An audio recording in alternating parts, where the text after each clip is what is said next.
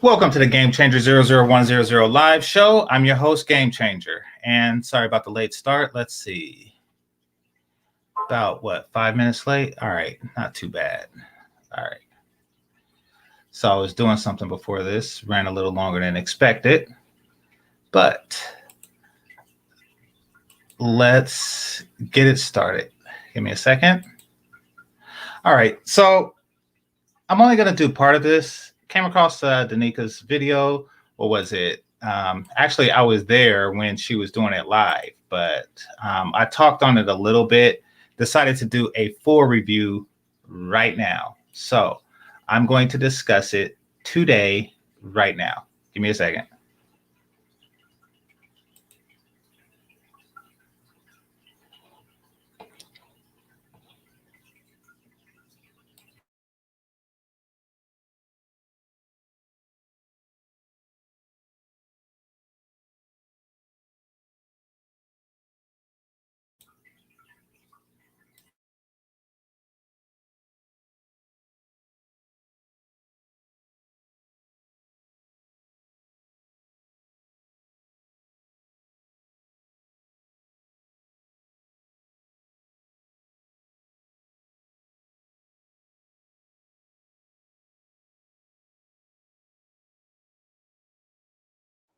So even if Tyrone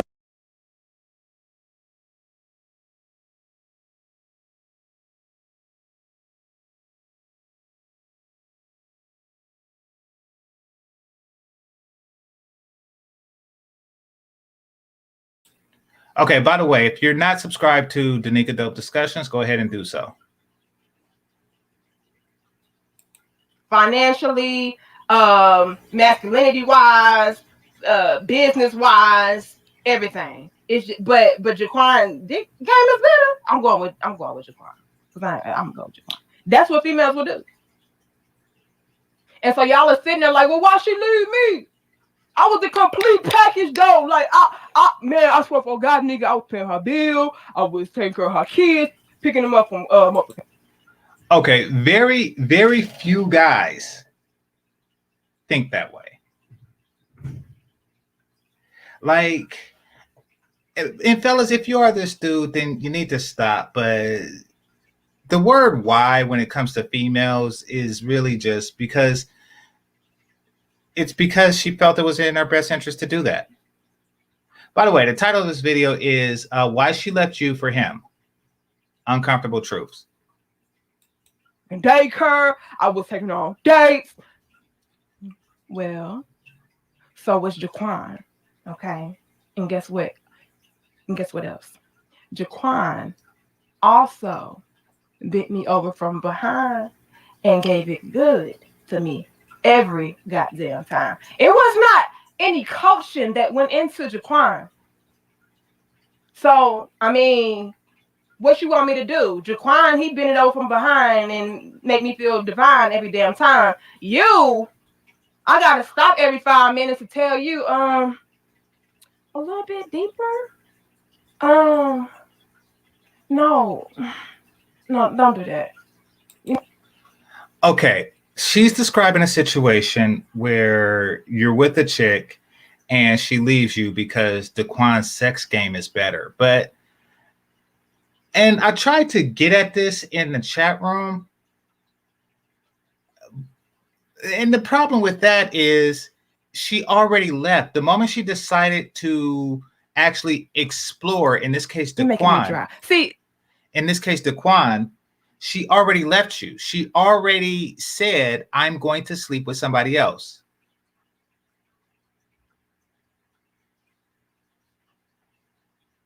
I don't have time for that. Jaquan already got that. See, Jaquan taking my kids to daycare, taking me out on dates, paying my bills, and he fucking me right. You not.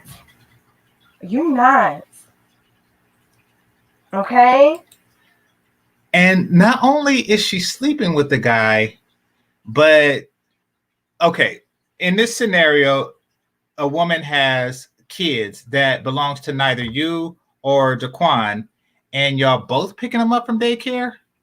Like, is he doing like Monday, Wednesday, Friday? You're doing Tuesday, Thursday, Saturday? Like, how is this working? Like, I get where she's going with this. Sometimes when a woman leaves a man, what's going on, MLT? Sometimes when no, I'm a fan. I'm a fan of her. I just here's the thing. I don't think that this is the case.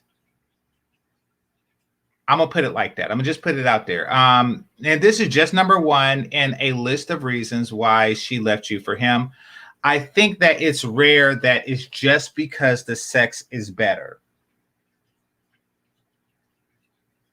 Like, in order to find out that all things are equal, plus this guy's sex is better, she would have to do all things and have sex with this guy to begin with, which would beg the question, why are you cheating and having other people pick up the kids and stuff in the first place? So that's my only critique about this number one. Let me go ahead and say this to you guys. Y'all give us 215 likes. Now, y'all know how I just said earlier, women will work with you. Right? We'll work with you. If you're the complete package, for the most part, we'll work with you. If you fall short in certain areas, you know, we can make compromises and adjustments and coach, right? And teach. Just the same as you guys would do with a real woman, with a good woman, right? However, let's say that the woman, not the female, let's say that the woman is met with the same type of guy. Let's say the woman is presented with the guys that are equally yoked, so to speak. However, this guy over here puts it down better, even the woman will go over there too. It's just that, you know, if we don't have a better option than you, we'll be more open to work with you. Are y'all following me with that? I hope y'all. I mean, we follow you with it. I do. She's saying basically females are what she called females is focused on something completely different than what women are.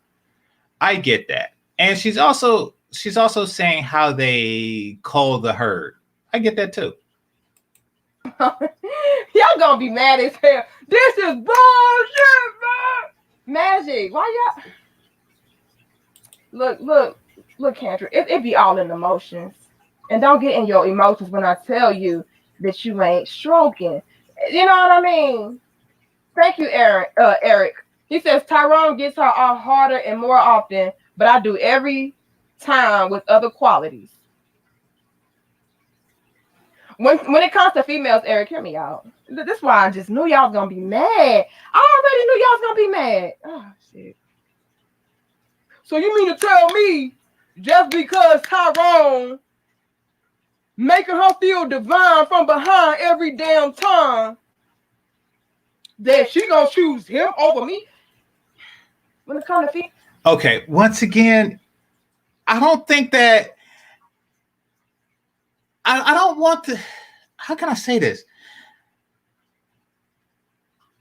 She already chose him. She's describing a scenario where she's sleeping with both you and Tyrone. And you're saying, how come she left me for Tyrone? Who does that? She already slept with him. The moment she slept with it, okay, here's the thing. Here's what I'm getting at. She slept with Tyrone, and then at that point, she's speaking as if it's still her choice. She's speaking as if, oh, she slept with Tyrone, and Tyrone took your kids or picked your kids up or something like that. Now it's time for her to choose. No, she already chose, or you'll choose for her. You just leave. Females, yes. Come on, y'all. They want me to lie. But I'm handling my responsibilities as a man, though. They don't make no goddamn sense. I'm sorry, fellas. When it comes to females, they be shallow as hell. Okay? The thing, though, is... Now, keep in mind, she's making a distinction between females and women. Eric.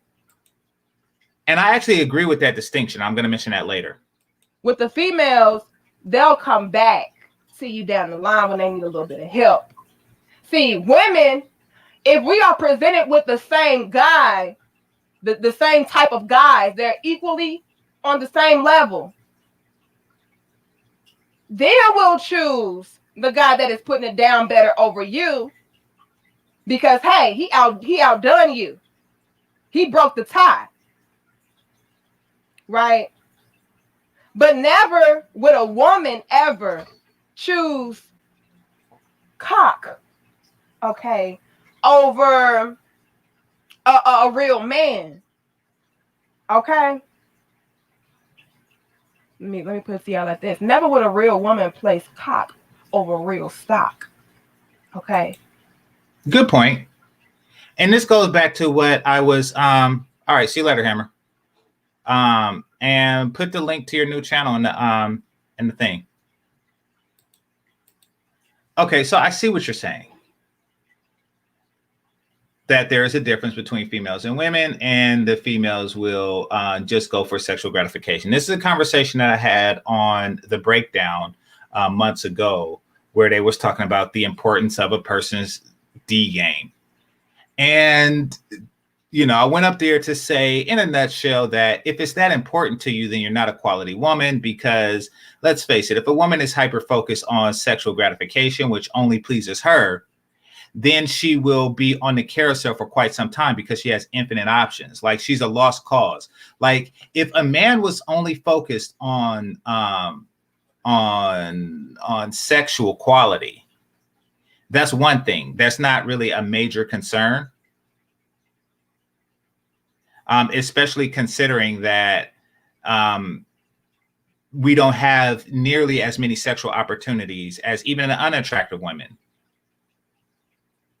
So eventually guys will get tired of the hunt, and, you know, they're going to want to settle down with the best that they find. However, a woman has damn near, especially a reasonably attractive woman, she has damn near infinite sexual opportunity, which means she will spend her entire life, and many do, looking for the best stroke.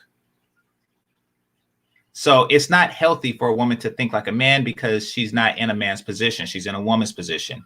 Men don't have that many opportunities. That's a lot. You got a lot going for you. So I'll work with you when it comes to a woman, Eric. So even if Tyrone get me off harder and hit it more often, if you got better qualities than Tyrone, I'm going with Eric.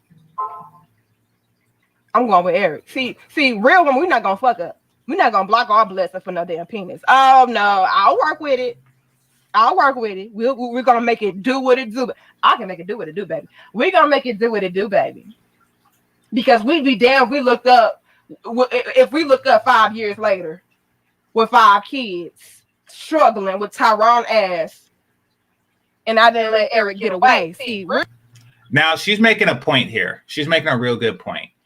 It really goes to the quality of women. And this goes for, you know, you long thunderstick type dudes. If a woman is constantly saying, she's basically saying in a nutshell, she's with you because of your stroke game. You know, I'm not saying don't stop stroking it, because, you know, P is P. What I am saying is that you might want to reconsider and reevaluate if you should be with this person long term. Because that is what tickles her fancy, is you tickling her fancy.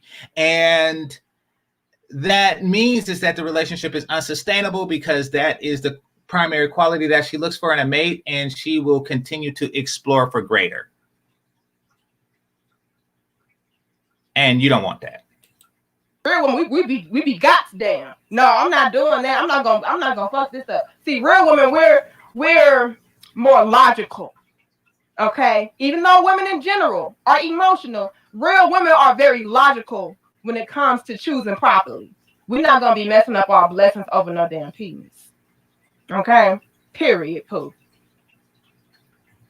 So we're thinking long term. We're thinking ahead. Like, okay, when it comes to Eric got his shit together. Eric is a good man, and I'm married to an Eric. Ain't that some shit? Eric is a good man. He do what he needs to do. Tyrone, though, he just got a good penis, and that's gonna get all out the while. His penis ain't gonna right. Now, right here is kind of weird because she's painting a scenario where a guy doesn't have any deemable qualities but good penis, which begs the question, why did you sleep with a guy with no deemable qualities? Just to find out if his penis was good? Like it's kind of strange. Raise my kids. No, she's not telling on herself because she's with a regular guy. This isn't a bash Danica at all. Danica's cool people. But no, she's not telling on herself. Because like I say, she's with a good guy. And in this scenario, she's with an Eric. His penis ain't gonna take care of me. It's just gonna take care of my orgasm. Whereas females, they'll pass you up, Eric. I'm passing you up. Because females feel like they got all the time in the world. So I'll pass you up, Eric, right now for Tyrone, even though he's bending it over good and stroking it good. Because I feel like I have enough time to come back to you when I'm done getting my issue off with Tyrone. See, what a lot of females think in their minds, in their stupid ass minds, is that they can change Tyrone into Eric.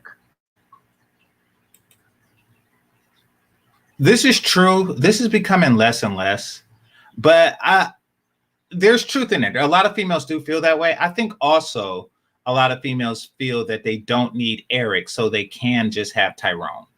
They want to completely reverse the gender roles, where sexual gratification is now the responsibility of the man, not the woman. And then they'll have the complete package. No pun intended, baby. So if I can get Tyrone to be like Eric and he blowing my back out, oh damn, I made a good investment. Right? That's how the typical basic bitch is thinking. All right, that's why they will pass you. Now that's interesting. It would make sense for them to try to get Eric to be like Tyrone in the sense that, Eric is blowing your back out, but all right, let's move it along. Y'all give us 262 likes. Hold on, who else do I see? Thank you, Game Changer. These statements imply that the women sleep with multiple men to determine who is best in bed. Are they sleeping around and comparing sex? Yes.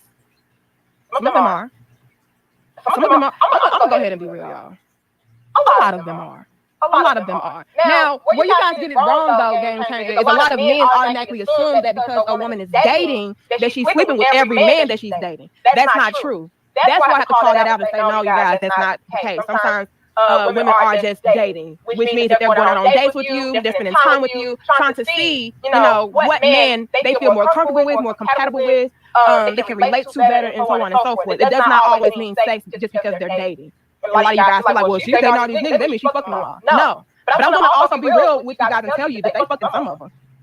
So for instance, okay, I agree with this. I do understand that that's how the game is played. But she said she slept with Tyrone, and Tyrone in this analogy is somebody. Oh, here, let me do this. Tyrone is somebody who don't have any deemable qualities. So if she slept with Tyrone, then she pretty much did sleep with every guy she's dating with, and did just go out with the guy with the best penis.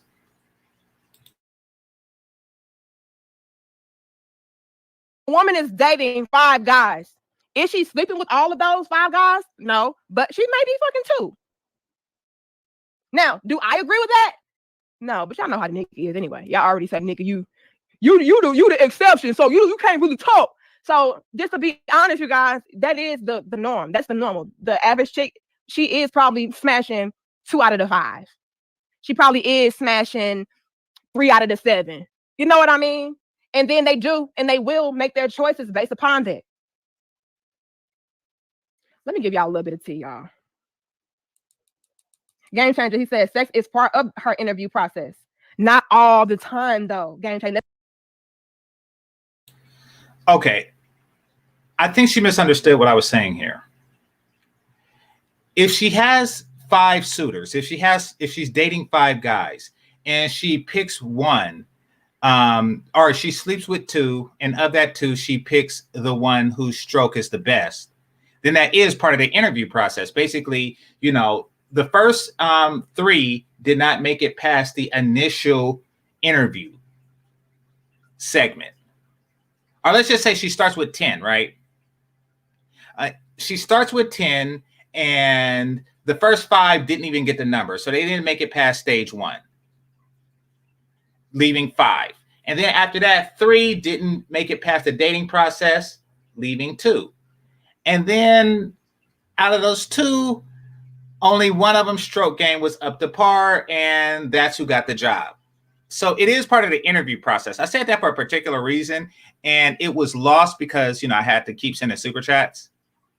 But I want to say something. That's what I'm getting ready to tell y'all. Yeah, we can go ahead and hit 300 for real. That's what I'm getting ready to tell y'all. See, y'all be getting me in trouble because I be talking too much about females, and then y'all get mad. The women get mad at me and stuff, and they be like, "See, this bitch, she's not a part of the womanhood. She's not a part of." Let me explain it to y'all, because y'all my brothers. So y'all know I gotta be real with y'all. I try to be as honest as I can. All right. Oh my God, let me gloss my lips. Y'all know I gotta gloss my lips to stop for some time when I'm getting ready to say something that I should not say.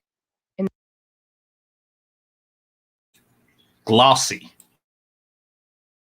That may be a little uncomfortable.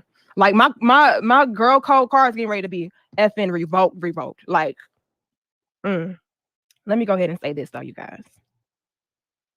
When it comes to women dating, Elisa, I know your Elisa. We're not gonna play with you, Queen. Hold on. Shout out to my good sis, Elisa. Let me be real with y'all. And y'all give us 303 likes. All right. Let's give this example, game changer. Let's say that a female or a woman even is dating 5 guys. Let's say a woman or a female is dating 5 guys. Although I'm not sleeping with all 5 of those guys, what women and females will do is say, well, I do have a really good connection with 2. Let me get you out of tea. I have a really good connection with 2 of them. And I feel like they would be my top choices. I could see myself settling down with 2 out of the 5 guys I'm dating. Like, seriously. Now, the other 3, they're cool.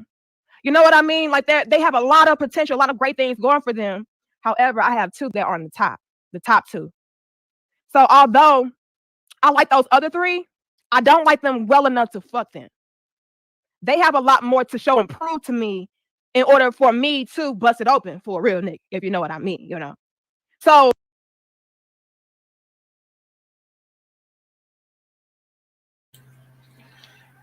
all right. What's wrong with the connection? Somebody's saying connection, and I'm showing everything perfectly fine on my end. So let me know.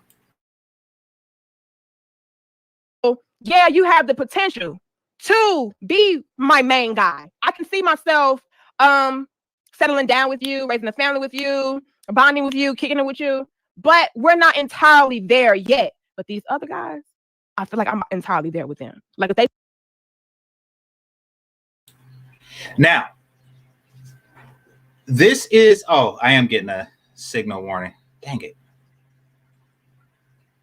Okay. Anyway,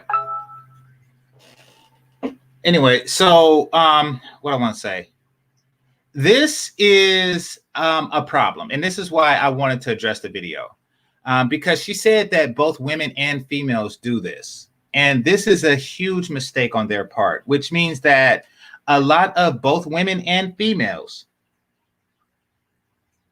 are clueless to how the game works. They all have an abundance mindset. They all see themselves, both women and females see themselves as in the position of the ultimate chooser. Not really understanding that it's not just you picking from 5 men. That's not how it works. I know on your point of view, it seems like you're just interviewing 5 guys, and these 5 guys don't have any other prospects themselves. In fact, that is what you're hoping the situation is. And that's what you're kind of trying to manipulate the marketplace into making the situation into. A situation where women have omni options and men have singular options. where you're just interviewing, knowing that or with the assumption that the other person is not interviewing for other jobs and that yours is the best out there. However, there is going to be scenarios where the guy does meet the top pick, and then he says, oh yeah, but Brenda got a bigger butt, or her pee is better than yours. See, that's something that wasn't really talked about in the selection process of both women and females. And that's because they don't see that as a possibility. And that's one of my major critiques here. They told me today, yes, we can go ahead and be serious. It will be a wrap for all of y'all niggas, which is why they will have sex with those two guys. Right? It really all boils down, you guys, and I really want you guys to understand it. It really does boil down to how comfortable you make a woman feel, you make a female feel, right? If a lot of y'all could get, and I don't want to say this because I don't want y'all to start, oh, I'm just gonna finesse these hoes, make them feel real comfortable, and I can get in them guts. Cool, the niggas, see you be looking out for us. I don't want you guys to do that. But I do want to be real with y'all and be honest enough with you guys to let you know the difference as to why certain men can smash and you can't, even though you're dating, even though she's dating around with you and them. What's the difference? The comfort level. I feel real close to this guy. He makes me. And this is where the conversation kind of goes in a, I don't want to say bad direction, but enlightening direction, because all this talk about what you can do for her and no talk on what she can do for the men. There isn't. And that's what I was hoping to see here. Because it's when the two people meet each other, not when, oh, you make her feel comfortable, oh, you bang her back out, or et cetera, et cetera, et cetera. It's the conversation seemed to miss a certain element, and a lot of women, modern women, aren't really prepared for this level. Is, have I pleased a man? That's what this conversation is missing. That's what I was trying to interject in the chat room and made some headway on it, but let's continue. Feel. Women are very feeling. Females are very feeling. A lot of you guys sleep on that. A lot of you guys sleep on tapping into a woman's mind and her emotions. Once she feels like, oh, wow, this guy really cares about me. He really loves me. He really adores me. He makes me feel special. He makes me feel, then she'll be more open to have sex. This is why it can be dangerous, though, and why I would never encourage women to date a lot of different men at once, because I know how we are. You know what I mean? So, for example, I would never be out here telling females, oh, date as many guys of you as you want, because I know as a woman, it's in females' nature to become attached to men. And the next level is having sex. And depending on the comfort level that women have with the men that she is dating, it is very possible for her to have sex with all of those guys that she is dating. So I'm not saying that doesn't happen at all. I'm saying that it does not automatically mean that she's having sex with them all, like a lot of you guys automatically assume, right? So Game Changer, it's like, yes, it is a part of the vetting process or the interview process when it comes to women, but she's only going to do that with the top guys that she really. And that was a problem I had when I wrote that.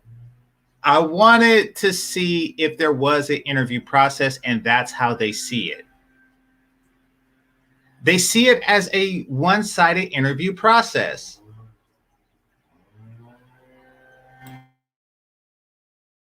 Really feels like I can see myself with. The other guys, they just have a strong potential. It's not solidified like those other guys, which is why I'm willing to even have sex with them, because I got to know now that not only do I feel really comfortable with them, but also I have to test out the sex to see, which one is better. So it can indeed, I'm gonna be real with my brothers, y'all. It can indeed be the deal breaker, the tiebreaker, if you will. So if, for example, if I'm a female, if I'm a woman and I'm dating 5 different guys, and out of the 5 guys, I have my top 2. Let's say it's Game Changer and Tim. All right. Game Changer and Tim, I really feel comfortable with them. The other guys, they're cool. I can see myself with them, but it's kind of iffy. They still have a lot to prove to open me up a little bit better. Tim and Game Changer, they can get this pussy for real. And that's where we're at, people. The perception is that this is a byproduct of the I'm the table thinking. Like once you've embraced that wholeheartedly, I'm the table, then you have this mentality like everybody is coming to me, which men do the approaching, that they're coming to me and I sit back and determine who's worthy.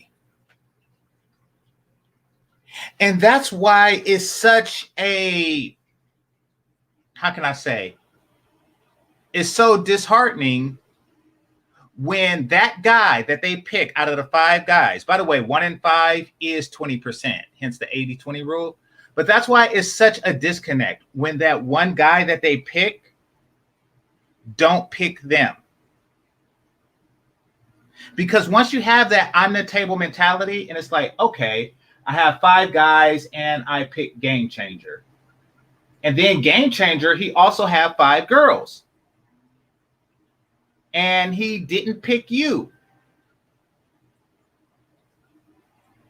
The pick didn't match up. Now, that takes away from the core beliefs that they're the ones who have the ultimate say-so. After sex. Like, what if that guy that you picked was Ramil? Let's take Game Changer out for a second. What if she didn't pick Game Changer? Game Changer was just the one that hit it, but didn't get picked. But she did pick Ramil. And Ramil pumps and dumps. Then the situation gets kind of iffy because from her point of view, it's like, oh, wait a minute, these guys ain't nothing. It's like, no, Ramil is the one who pumped and dumped you. That is the one that you picked because part of your criteria wasn't based on if he would stay. Who's more likely to stay?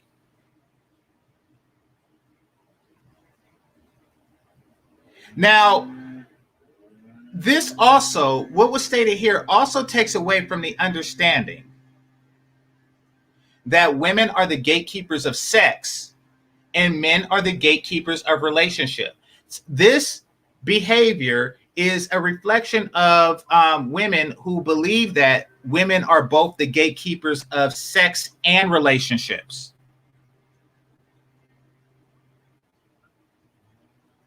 Because for at least 2 of the 5 guys, she has opened up the gate for sex.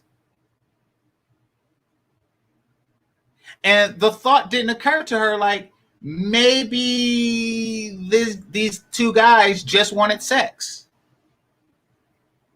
What I'm saying is that this mating strategy ultimately for so many women leads in despair. And that's because there exist guys who just want to hit it and quit it. And letting a few guys hit it to determine if you want to, but what if they want to quit it?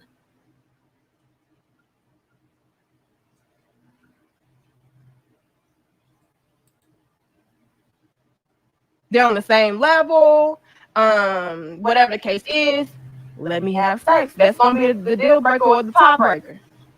So I'll have sex with him and Game Changer. Do I agree with this? You guys know, but this is what females and women do. I'm just going to be real with y'all. Okay? So, now she points out that she doesn't agree with it, and they do this, and I agree with her. And the fact is that because they do it, is causing a lot of the problems in the Black relationship market. It begins with I'm the table thinking, what can these guys do for me? Oh, I found one that does all the things. I found one that meets the cut, but he just wanted to pump and dump. Well, of course he did. How do you think he got good at sex to begin with? I got it down to Tim and Game Changer. I'm having sex with y'all. Now it's a matter of playing the waiting game, seeing, you know, what was better. Now, Game Changer, let's say that the sex was decent for both of you guys. The sex was let's say Tim and Game Changer both had, you know, decent dick game. Like, okay, you know, I can go for a little bit more. I can have seconds. I'll be fine with this. I can deal with that. Well, then it's a matter of who, again, fellas, makes me feel the most comfortable. Who do I feel is the most attentive? Who do I feel? It's still you doing the picking. Oh, if both of their stroke game is good, then I should pick the one. Well, maybe you should wait and see which one of the two picks you. Like, never is there mentioned his choice. Like, maybe you should see the one who is most serious about you.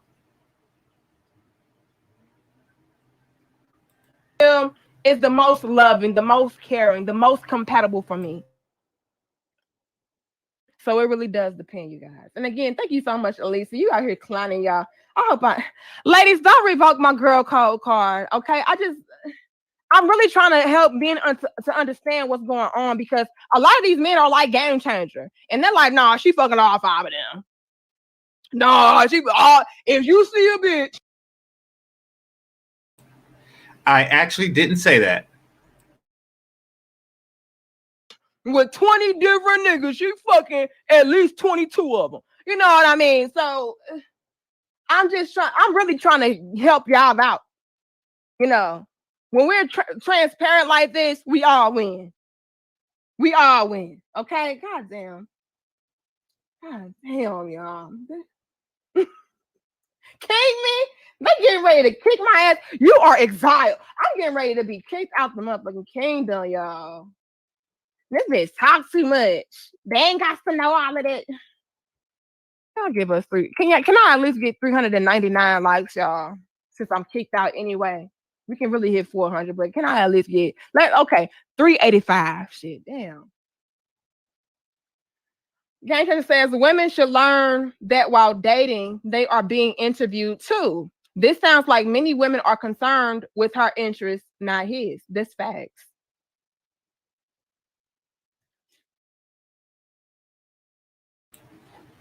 So that's me trying to bring the discussion to that.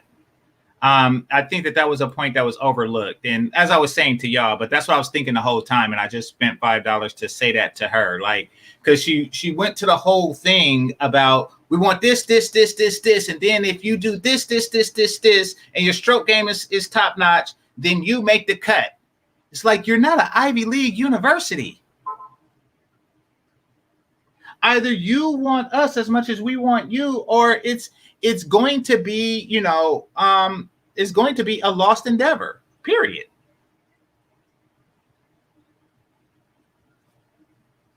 And unfortunately, that's what so many are, lost endeavors. All right, hold on. Fellas, refrain from making comments about Danica. Danica's cool people. And I actually agree with what she's saying. I just think that there's an oversight.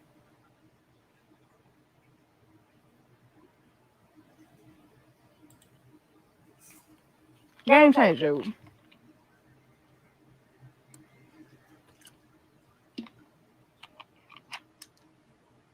Do you not know the world we live in today? Yes, I do. Game Changer? Yes, I do. Do you not know the world that we live in today? We're all looking out for ourselves. It's just the difference is between females and women. We know that we have to reciprocate, right? So let's break this down, you guys. 'Cause I don't want to be disingenuous at all and let y'all feel like all women are not thinking about themselves. That's stupid. Everybody should be thinking about, okay, how does this benefit me? That's just period. Man or woman. You should be thinking about, okay, how do I reap benefits? How do I get rewarded? What do I get from this? Women and females are always doing that when it comes to dating or vetting or trying to figure out what guy is best for the job. Exactly. So she understands this, that both men and women are thinking about what's best for themselves. So the woman in this scenario, in the dating scenario that you're referring to, hasn't really thought about what's best for the men. Women must ask themselves, what do the men they want?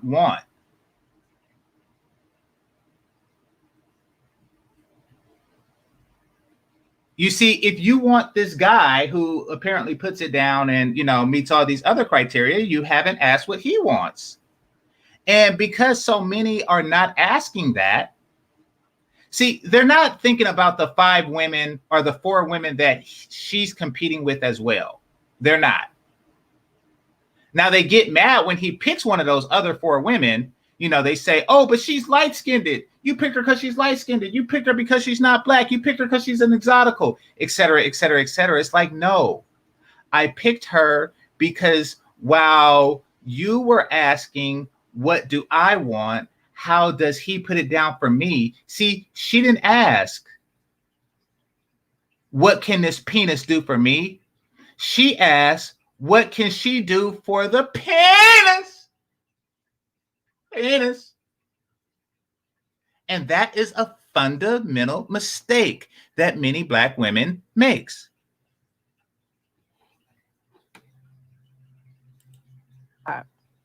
The difference is women also understand that they have a role, they have duty, they have responsibilities. So although I'm getting this from him, I'm also going to give this to him so I can keep getting what he's giving. Females, on the other hand. Now, that's good that she mentions it now. I had to bring it out of her, but it's good that she mentioned it now. That, yeah, you have to focus on what you're giving. Because before, this whole 28-minute conversation was about what you're getting and if she's getting enough of what she should be getting. By the way, thank you to Eisen. Thanks for the Cash App. Thanks a lot, brother. Thank you to Kick Clouds. Thanks a lot. Appreciate you. Says for salute. And thank you to Sweet Melody. Thanks a lot for the Cash App, love. All right. And it's all about me. Again, I am the prize. This is where you have the I am the prize type of females out here.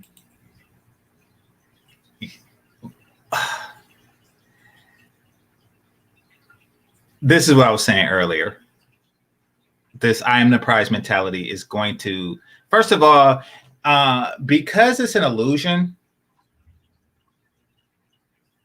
it puts them in a false mind state.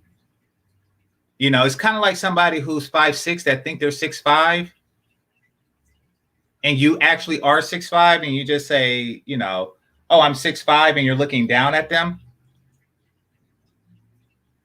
It shatters their reality.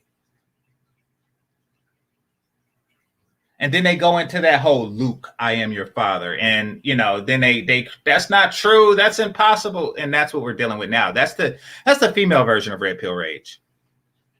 Coming to the realization that men have desires too, that they're not meeting because you were so focused on if the men are meeting your desires. They're not really concerning themselves with, okay, what can I pour back into him? What can I offer him in exchange, in return? Because it's coming from a very selfish place. But don't get it twisted. Females and women in general are looking out for the benefits. Especially if I'm going to be having sex with you. Being exclusive with you. Oh, I got to make sure that I'm getting something out of this. Yeah, don't get that because she spoke a moment ago as if the sex is what the woman is getting. Like sexual gratification is its own reward. But let me continue. I know you didn't think your sister was gonna lie to you, Game Changer. I know you didn't think your sister was gonna lie to you. Oh, hold on, y'all. Y'all give us 405 likes. Thank you, Elisa. Men, please understand, just because a woman tells you your penis good, she could very well be lying. Learn by actions, not words. Oh shit. Y'all, I didn't even get to my damn list. I didn't even get to the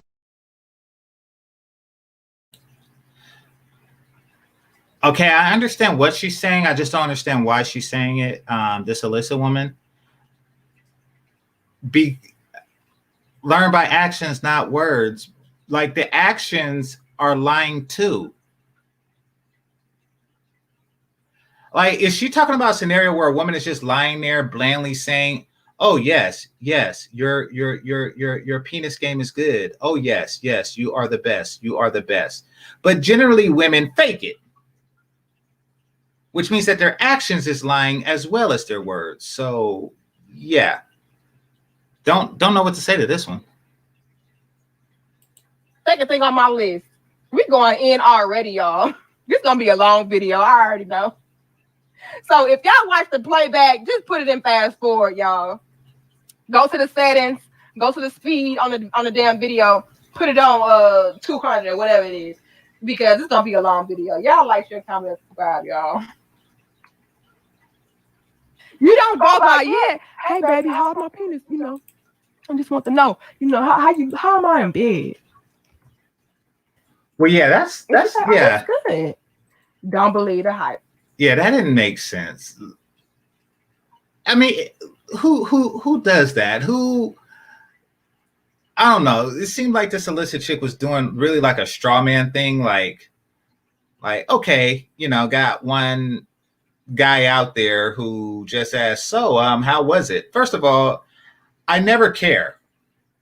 And this is to all you ladies that are listening to me. If you think that, you know, you're going to get the best D in the world from Game Changer, you probably aren't. And if you do, it's not because I gave a shit. It's just because my penis just so happens to match a vagina perfectly. And the things that I like doing in the process of pleasing myself, because make no mistake, sex is you pleasing me. I'm going to repeat that again. Sex is you pleasing me. Why? How do I know this? Because I have the penis. Sex begins with my penis going up and ends with my penis going down. Like, that's the whole process. Anything else is just bizarre.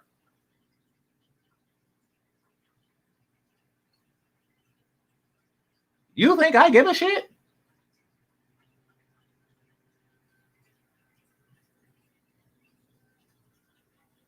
You know, they could say, "Oh, Game Changer, that was great." Yeah, oh, you got lucky.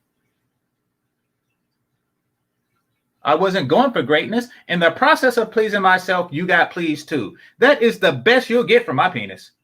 That is the best you'll get from my penis.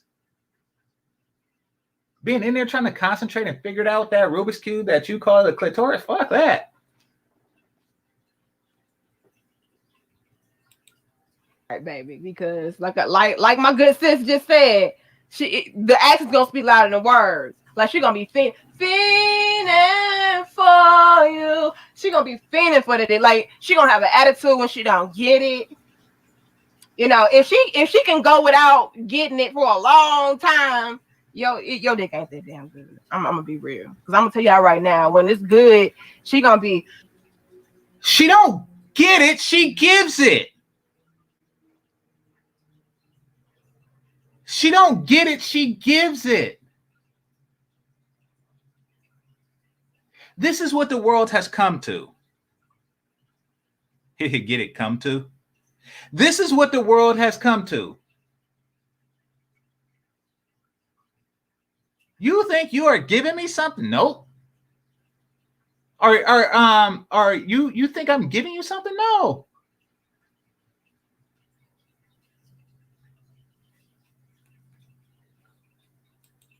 Oh, you know, what's wrong with you? I don't know. She just needs some dick. That's it. You know what I mean? That's be what it is. You know, she's gonna be hitting around for it. She's gonna be yawning and stretching. She's gonna be throwing that leg over top of you, trying to lock you in. She's gonna be scooting that ass back, you know. But when it ain't good, y'all, first of all, you ain't got to ask. You ain't got to ask, Craig. Okay? If the dick good, you ain't got to ask. You gonna know. Because I'm gonna make you beg for it. She gonna be in there begging for it low key and shit, hitting around to it and shit. Hey, you know. Come on. Don't let no female out of you. If you got to ask, Craig, you already losing. Thank you, DJ Nav. Think about that. It's been said before, Black women overvalue sex when it comes to building long-lasting relationships. Thoughts? Y'all trying to get me in motherfucking trouble. Now, I don't like the over generalizations, you guys. Okay? I'm a Black woman. I don't place a lot. Okay. The whole first 30 minutes or whatnot was a generalization. You know, the Tyrone, Game Changer, Eric type thing. That was a generalization. And this is a fair assessment that DJ, shout out to DJ Nav. This is a fair assessment that DJ Nav has come to. Now, I'm going to take it a step further, and I will say that it's cap. That Black women are choosing men based on a completely different criteria. However, they are saying that the sex game is the reason that they're doing it. For example, say a Black woman wants a guy who is poor that she can control easy. Now, she's not going to say that, but she is going to say, oh, yes, but the sex game is on point. You know, just like a Black man who's with a woman who's not particularly physically attractive, he's not going to admit that he's doing that because she's more agreeable as a result of that, because he will be admitting that he can't get an attractive woman to be agreeable. So what he will say, yeah, but her pee is good. She got that good. He will say that to hide the fact that, you know, this is the best he can do.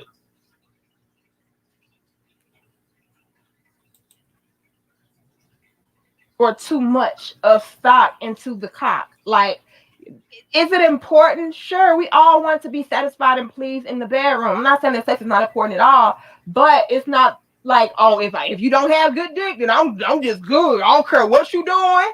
I don't care how good of a man you is. I'm just doing, you know. But I'm trying to get in habit of saying however, you know, there are a lot of Black females that do think very short-sighted and very short-term when it does come to having lasting relationships, and they will place, you know, penis over, you know, healthy relationships. But I don't want you guys to get in your mind like that all Black women are like that, because it's not true. It's not true. Okay. Damn. That's not entirely true. Now I'm gonna be real though. There are many. I'm not gonna say all. There are many that do, which is why we do have. Now, this is what we were talking about earlier on Bernard's show. He didn't say all. DJ Nav, he didn't say all. He's saying that there exists a sum of Black women who think this. You know, it's been said before that Black women, not all, overvalue sex. The collective overvalue sex relative to other women. I mean, and it's true. It's true. Because let's face it, if Asian women valued sex or penis size or things like that over everything else, or if they valued it as much as Black women do, then there will be no more Asian people.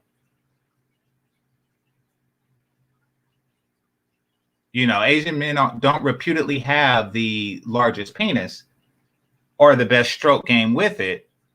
However, they do reputedly have other masculine qualities. And that's why Asian men and Asian women get together and form, you know, happy, healthy communities and families, as opposed to us, where the women tend to just like wait around, sampling penises, taking free penis samples until they are 45 years old. It's kind of like walking into an ice cream shop and just sampling every flavor all the time, never really picking one and then wonder why the ice cream shop went out of business. It's kind of like that. And why you're fat at the same time.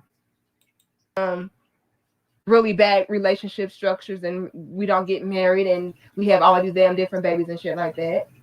There are many, but I'm not gonna say black women just like that's just and put a period on it. Like that's all we do. Like no, that's not true. Okay? You didn't say that. You're just saying that collectively you do it more than other races, and you do. I got DJ.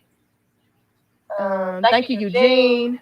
It seems like just like the alpha male choosing his woman, the feminine woman choose quality over sexual ability. Yeah, it's always going to be quality over sexual ability when it comes to women. When it comes to females, though, what a lot of females will do is say, "No, I'm more concerned about how talented you are in the bedroom."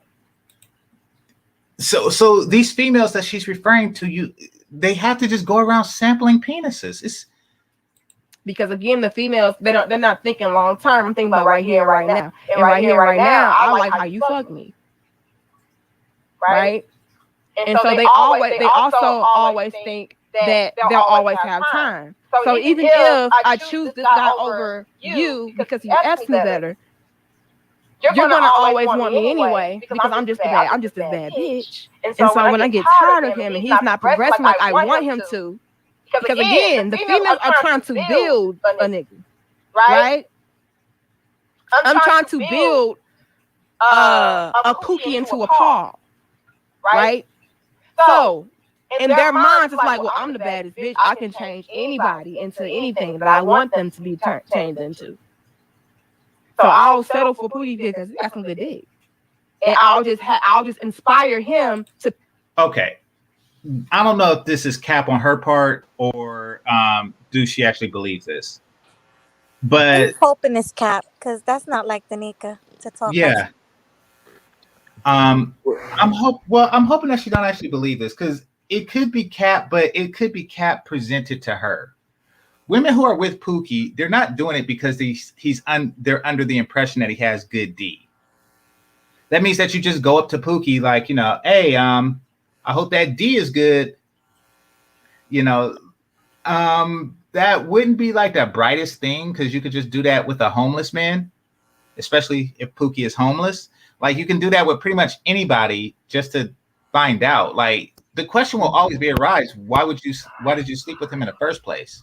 She hoping that she gets with a Pookie that's like a James St. Patrick type, a Pookie with money. To her in that hood, that's her type of high value man. The hood dude with money. And no, I get that, but James St. Patrick, he wouldn't even classify as Pookie, considering that he has multiple hats. Yeah, Ghost, exactly. Ghost Pookie. I don't think Ghost is Pookie. But yeah, that's what she's hoping for. You know what? But probably with those attributes, but also probably more like Tommy or even Kanan and stuff. Those types. You know what I'm saying? The Pookie Ratchet don't have multiple hats, but they still got money. They still got masculinity that turns them on and do what they want. That's what they hoping for. Well, no. See, just because a person is a drug dealer, I don't know if that would necessarily make them a Pookie. There's something deeper to the lifestyle, but nevertheless, that's what I'm saying. Yeah, like not the James St. Patrick, because he was still a drug that had a goal to want to get out the game. Kanan and Tommy wanted to still be in the game and stuff, and they was just good at making money. One was a thief, and this one was a psychopath drug dealer, but they were still money makers and stuff. And that's what they're hoping for because it's the excitement also too, not just the good deed, but they got money and it's the excitement of what they are. So it is cap because once again, the you would have to sleep with the guy for other reasons. Whether it's excitement or whether it's money, you slept with him for other reasons. And I'm sorry. I don't know if it's me, but you're breaking up.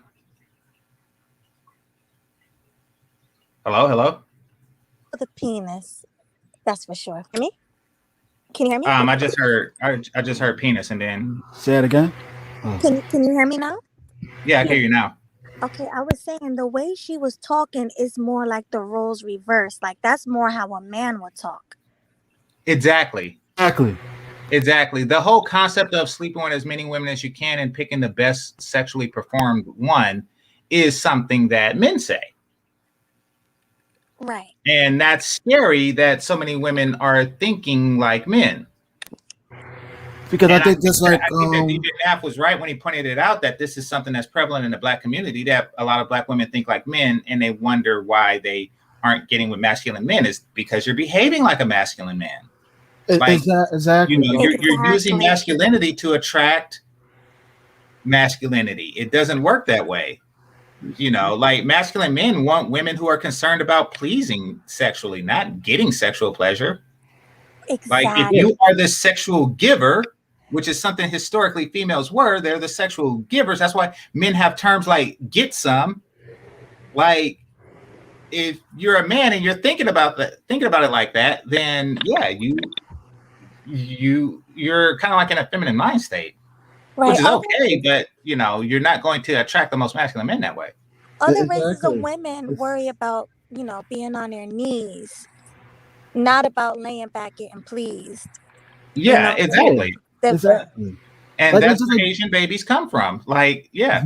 Just like DJ Danette was saying in the passage, women over sexualize that way because they trying to get a commitment, using sex, using their pussy to get a commitment from the highest caliber of man and stuff. They trying to play a mating strategy like a man, and that's the problem. It doesn't work that way. Our mating strategies play differently.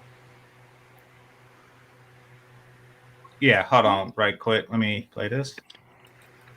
To become a Paul, and then I'll have the complete package. And if that doesn't work, if Pookie never becomes Paul, then I'll just go back to the actual man that was already Paul to begin with. Because again, I'm the baddest bitch. How will Paul ever deny me? But they don't understand that, Paul, like Game Changer said, you're also on the interview. And we're also betting you. We're also watching you. And I saw how you chose Pookie over me in the past. So no. And I also see how you have lost your value. Now you're a run through. Now you have all these different baby daddies. Now you're broken, you're struggling, you're in debt. You're gonna bring me down. So no, I don't want anything to do with you. That's not how females are thinking. They're thinking that I'm just so fine, I'm just so sexy. You're gonna always want me, even though I chose Pookie over you in the past.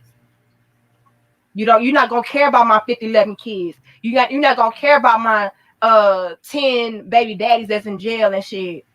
Or half assing and shit. You gonna be there.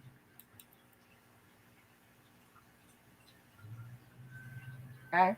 And again, Elisa showing love, baby. I love my good sis. Y'all better listen now. That don't mean shit. That don't mean a goddamn thing. Thank you, Nicholas, for becoming you a Supreme. You the Crown Head Supreme. You gotta know you gotta show love to the Crown Head Supreme show members. Thank you, Nicholas. Y'all give us 431 likes.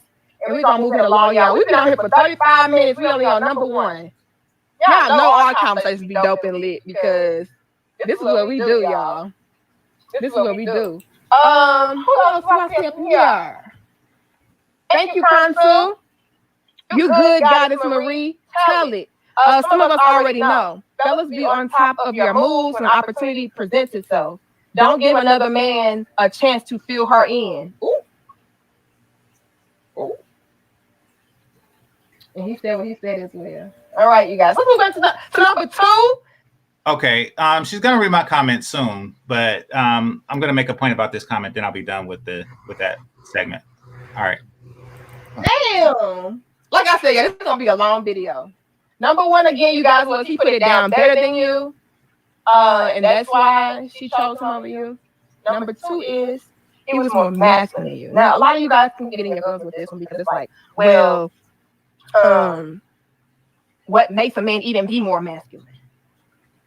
Well, let me just go off my list because I'm about to say some uncomfortable shit. A lot of y'all soft.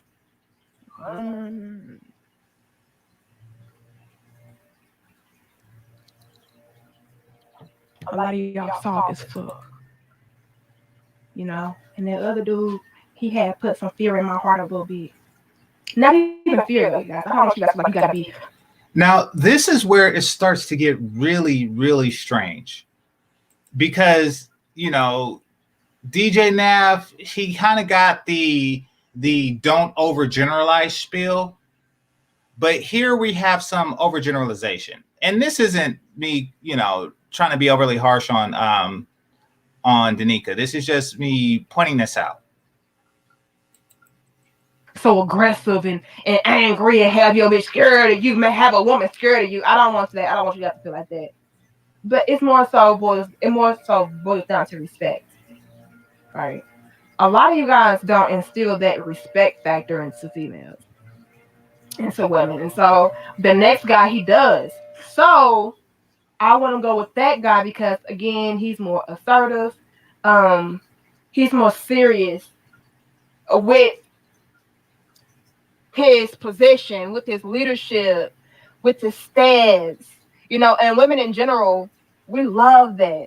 We love a man that is masculine, that knows what he wants from a woman, knows what he wants from life, is not going to compromise too much as far as. I agree with that.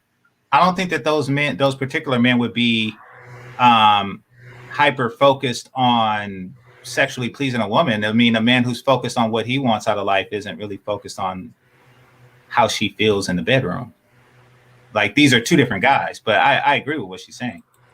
His role, you know, whereas a lot of other men, you guys, they will waver. Let me break this down, y'all. Please. Give us 450 likes. Hold on, y'all.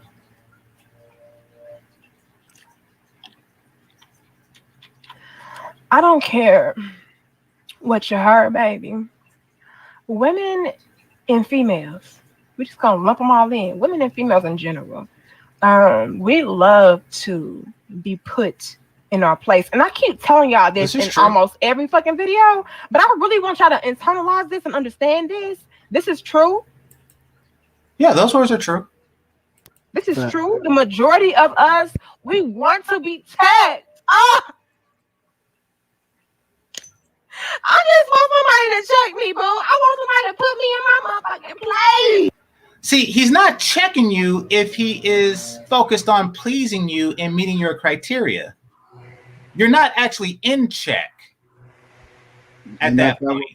And also, when you were talking about your 5 guys and 2 of them get to sleep with you, and you know it all came down to how he makes me feel, or does he make me feel comfortable, et cetera, et cetera.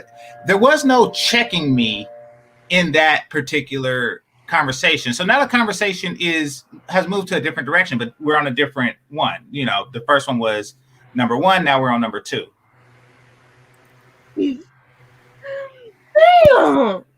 I'm tired of niggas just let me run all over them and get whatever I want off on them. I'm tired of that. Damn. You nigga just bent over backwards for me. But what if that's how he gives you the good deed? Oh, hold on.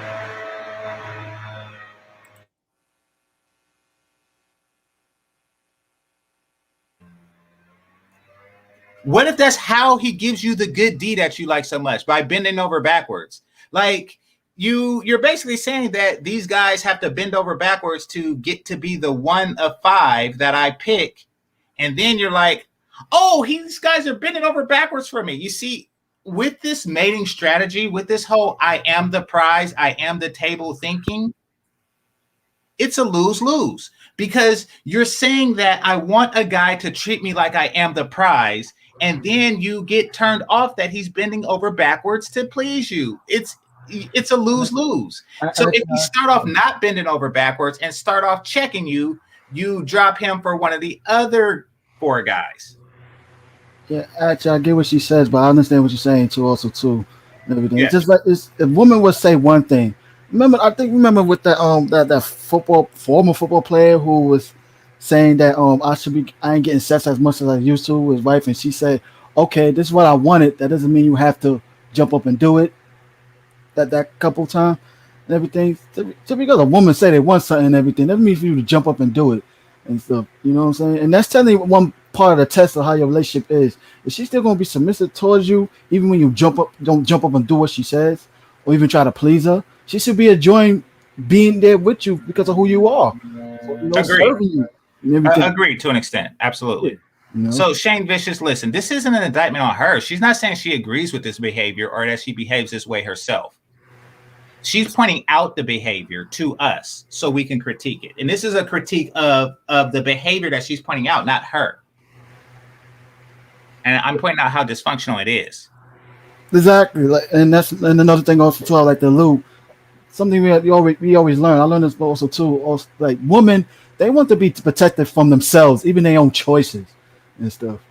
You know what I'm saying? They're always confused, but tending they want to be protected from themselves. And they look for us to protect them from themselves. Just because I said once, tell me that I don't want it and stuff. Blah blah blah. Like learn to be stand on your ground and put your foot down and stuff. Yeah, true. All right, here, one moment. That's not who she is, too, because she's a married woman Right, to she's a guy picky, who she's not.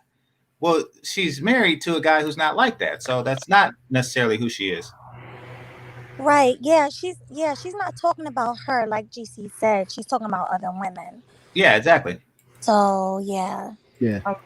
And don't do that, because what happens is when you group them in with the other women, then it makes them not want to critique other women, because, like if she was to say, black women have a high herpes rate or something like that. If she was to say that, then and somebody was to say, oh, that means you got it. Then it's like, nah, that's okay. I'm not going to talk about that again. So let's try to take it in proper context. Right. She's on your side, guys. Come with good faith. Now, you have exceptions to the rule, you guys, and we're going to get into that later in the list. Because it's not all of us. It's not all of us. But a lot of us deep down inside, baby, like I said, I don't care what she said. I don't care how strong, independent she says she is. Deep down inside, she want her a masculine, assertive man that's just like, what, girl, you going to cooperate with me? Now you going to compliment me? No damn competition. You ain't finna be out here. Agreed. But once again, her vetting process doesn't leave room for that. Being combative. I don't deal with that. We want some daddy in our life. We want some yes, sir. We need some of that yes, sir in our system, baby. Yes, sir. We love that shit. And even if initially she doesn't get whipped into shape with you being like that, being assertive like that and not playing with yourself, guess what? She gonna keep coming back. And guess what? She gonna get her act together after a while. After a while, she gonna keep on making those adjustments because she's like, I like this. I just never had me no real man like that. This is why, and y'all don't like this, but I'm gonna go ahead and say it. This is why even a female would choose a Pookie over a Paul. Because Pookie does not play about his masculinity. Even if it's a pseudo. This is where it starts to get very interesting. Masculinity. Nonetheless, he's displaying some sense of, again, no nonsense. And then I'll tell you guys. Pookie is no nonsense. Pookie is the epitome of nonsense. It's starting to get strange now. Well, let's listen. Guys, we like a no nonsense ass dude. You ain't gonna play too many games with us. Especially when it comes to serious shit. Like when it comes to your respect, your masculinity, your integrity, your dignity, you're not playing with that. That we don't negotiate with that shit. You know what I mean? So a lot of you other guys, let's say Paul, you'll be more lenient. You'll let her get away with a lot than she should. A lot more than she should be allowed to. Whereas Pookie, he like, no, bitch, you're not gonna play no game with me. No, don't play that shit. Even though. Oh wow, this one was easy to critique, but let me continue. He not doing shit. Pookie has no real job or no real sense of income, no sense of self. But he don't play about his manhood though. he be goddamn if he let a female think that she finna walk all over him. Okay. He be damned. Pookie would be damned if he would let a female walk over him. That is now when I think about people who won't let a female walk over them, I think about like Japanese businessmen. I think about like African guys. I think about like, a white Wall Street dude. I don't think about Pookie. But I'm gonna send a super chat on this to explain. And so those females sit down and stop it like, oh, he's masculine. So I'll go with Pookie. Oh God. Pookie over Paul because guess what? Pookie don't play though. You know what I'm saying? He ain't gonna play with me. I liked it that, you know what I'm saying? Like he a real man. And then y'all step. My head hurts. Game changer. Hold on. She gonna go with him. Like I was letting her get away with murder. And she gonna choose this? Like, yeah, because you don't play. And you just a little bit too soft for me. Like I need a man that can handle up on me. And you really just can't. And so that's why she'll choose you. Because he more masculine than you. In her mind, she perceives that to be more masculine because it's just him having a little bit more balls. Okay? A little bit more authority. A little bit more structure. Boundaries, if you will, baby. Whereas a lot of other guys, y'all don't have too many boundaries. Y'all try to win women over by being very. It's weird because the reputation is that those guys, and when I say those guys, I'm talking about more like the Blair Underwood type, like from whatever Tyler Perry movie. It's always like the rich, non-pookiest guy you can get that'll be on some beat ass stuff. Medea's Family Reunion. Yeah, Medea's Family Reunion and Diary of a Mad Black Woman. How come it's not really Pookie doing that? It's always like the guy that's the exact opposite of that. You want to know why? Because right quick. Who's the most structured? Who's the least liberal? Go for it. Yeah, you want to know why? Because I'm not trying to take shot at Danica and everything. Well, I don't know where she's from, but let's say a woman like her. That's what she grew up around. She grew up around nothing but Pookies that are like that. She never been around, the Blair Underwoods or the that dude from the bald-headed black dude from Diary of a Mad Black Woman type. The ones that's actually all lawyers, doctors, and everything that people put their foot down and even put their hands on a woman if they cross lines with them. She never been around those types and stuff. Okay. And, she always been around the hood types.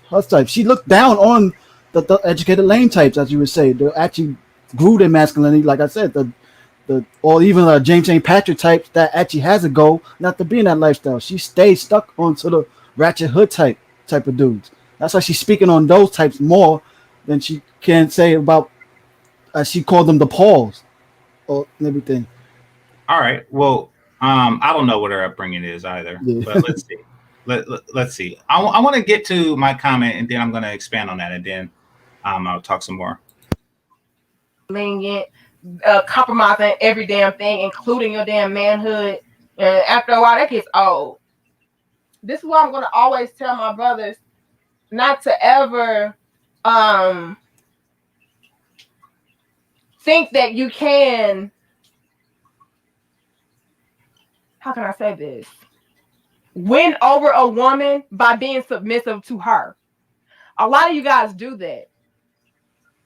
And this is because before she was saying you win over a woman by sexually gratifying her, which is really a submissive act. Like, women who focus on sexually gratifying me, I classify as that as a submissive act. So, yeah.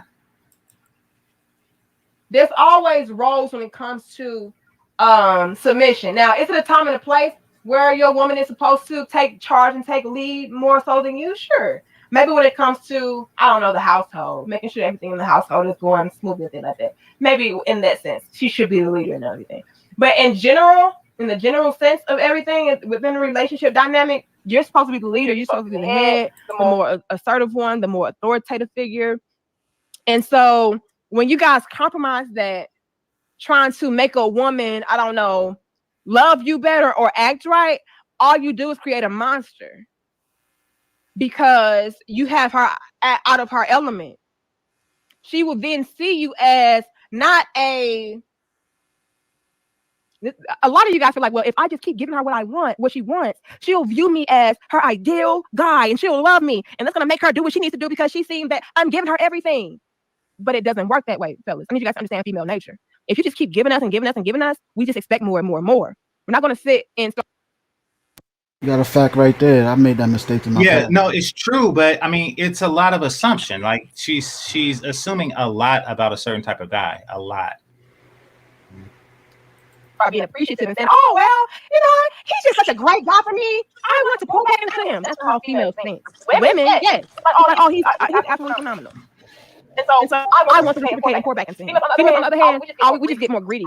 So I would always encourage my brothers never to just depleting yourself to satisfy any female. All right. Now when it comes to women, you can do that as far as I don't know. I want to say spoiling her, but it's being generous to her. But it's still going to be levels to that. You never want to go overboard with anybody, fellas. You never want to just keep going above and beyond for anybody. Because after a while, it's get out, it's boring, we take it for granted after a while. You always want to make sure that every woman that you're with, everything that you're with, that they're working for the part. Please understand that. Because again, that ties into your masculinity. That ties into you having boundaries set forth for yourself and having respect for yourself. Having respect for yourself is masculinity. Why? Because you're not going to let anybody just play with you, get over on you, finesse you. Now, I want to point out that she's not really saying Pookie anymore. She's just saying generally men. So give her credit for that. Nothing. I'm going to be real with y'all. A lot of the time, that's what makes females and women in general respect you. And if that man is good, putting down boundaries, rules, regulations, setting standards and everything, expectations and everything, she's going to choose him over you because, like I said, we don't view that as, oh, he's just an awesome guy. Oh, he's just so awesome. We view you as, oh, he's just so weak. Yeah, but he's just so boring. That's why you guys say, oh, well, nice guys finish last. No, overly nice guys. Pussy ass finish last. Okay? Nice guys still have boundaries. You can be nice, but have boundaries. Because you're still letting it be known that I'm still a masculine man. I'm still a man. I'm still a man standing here. You're not going to play with that. I hope y'all follow me. Hold on, let me see. We're doing. Okay, so I agree with that. I agree with that because she's not putting Pookie as this hyper masculine thing and non-Pookies as just these overly nice guys. She does see some distinction.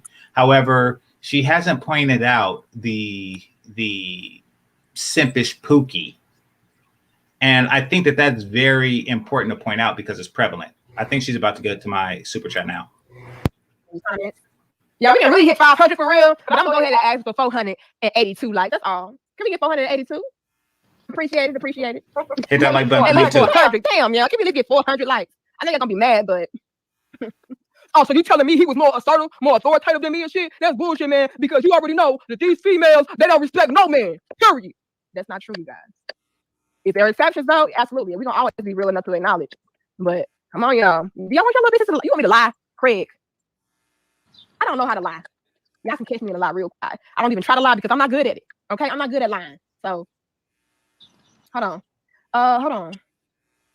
Oh, y'all, I'm missing my damn donations. Let me start put it on my phone. Oh Lord.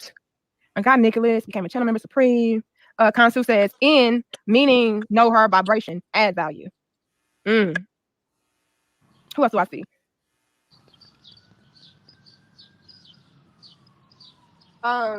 Thank you. Oh, excuse me. Thank you. Dark Chark, 80s baby. He says it's a different vibe when it has purpose to it. What do you mean, Dark Chark? It's a different vibe when what has purpose to it? The relationship? If so, absolutely.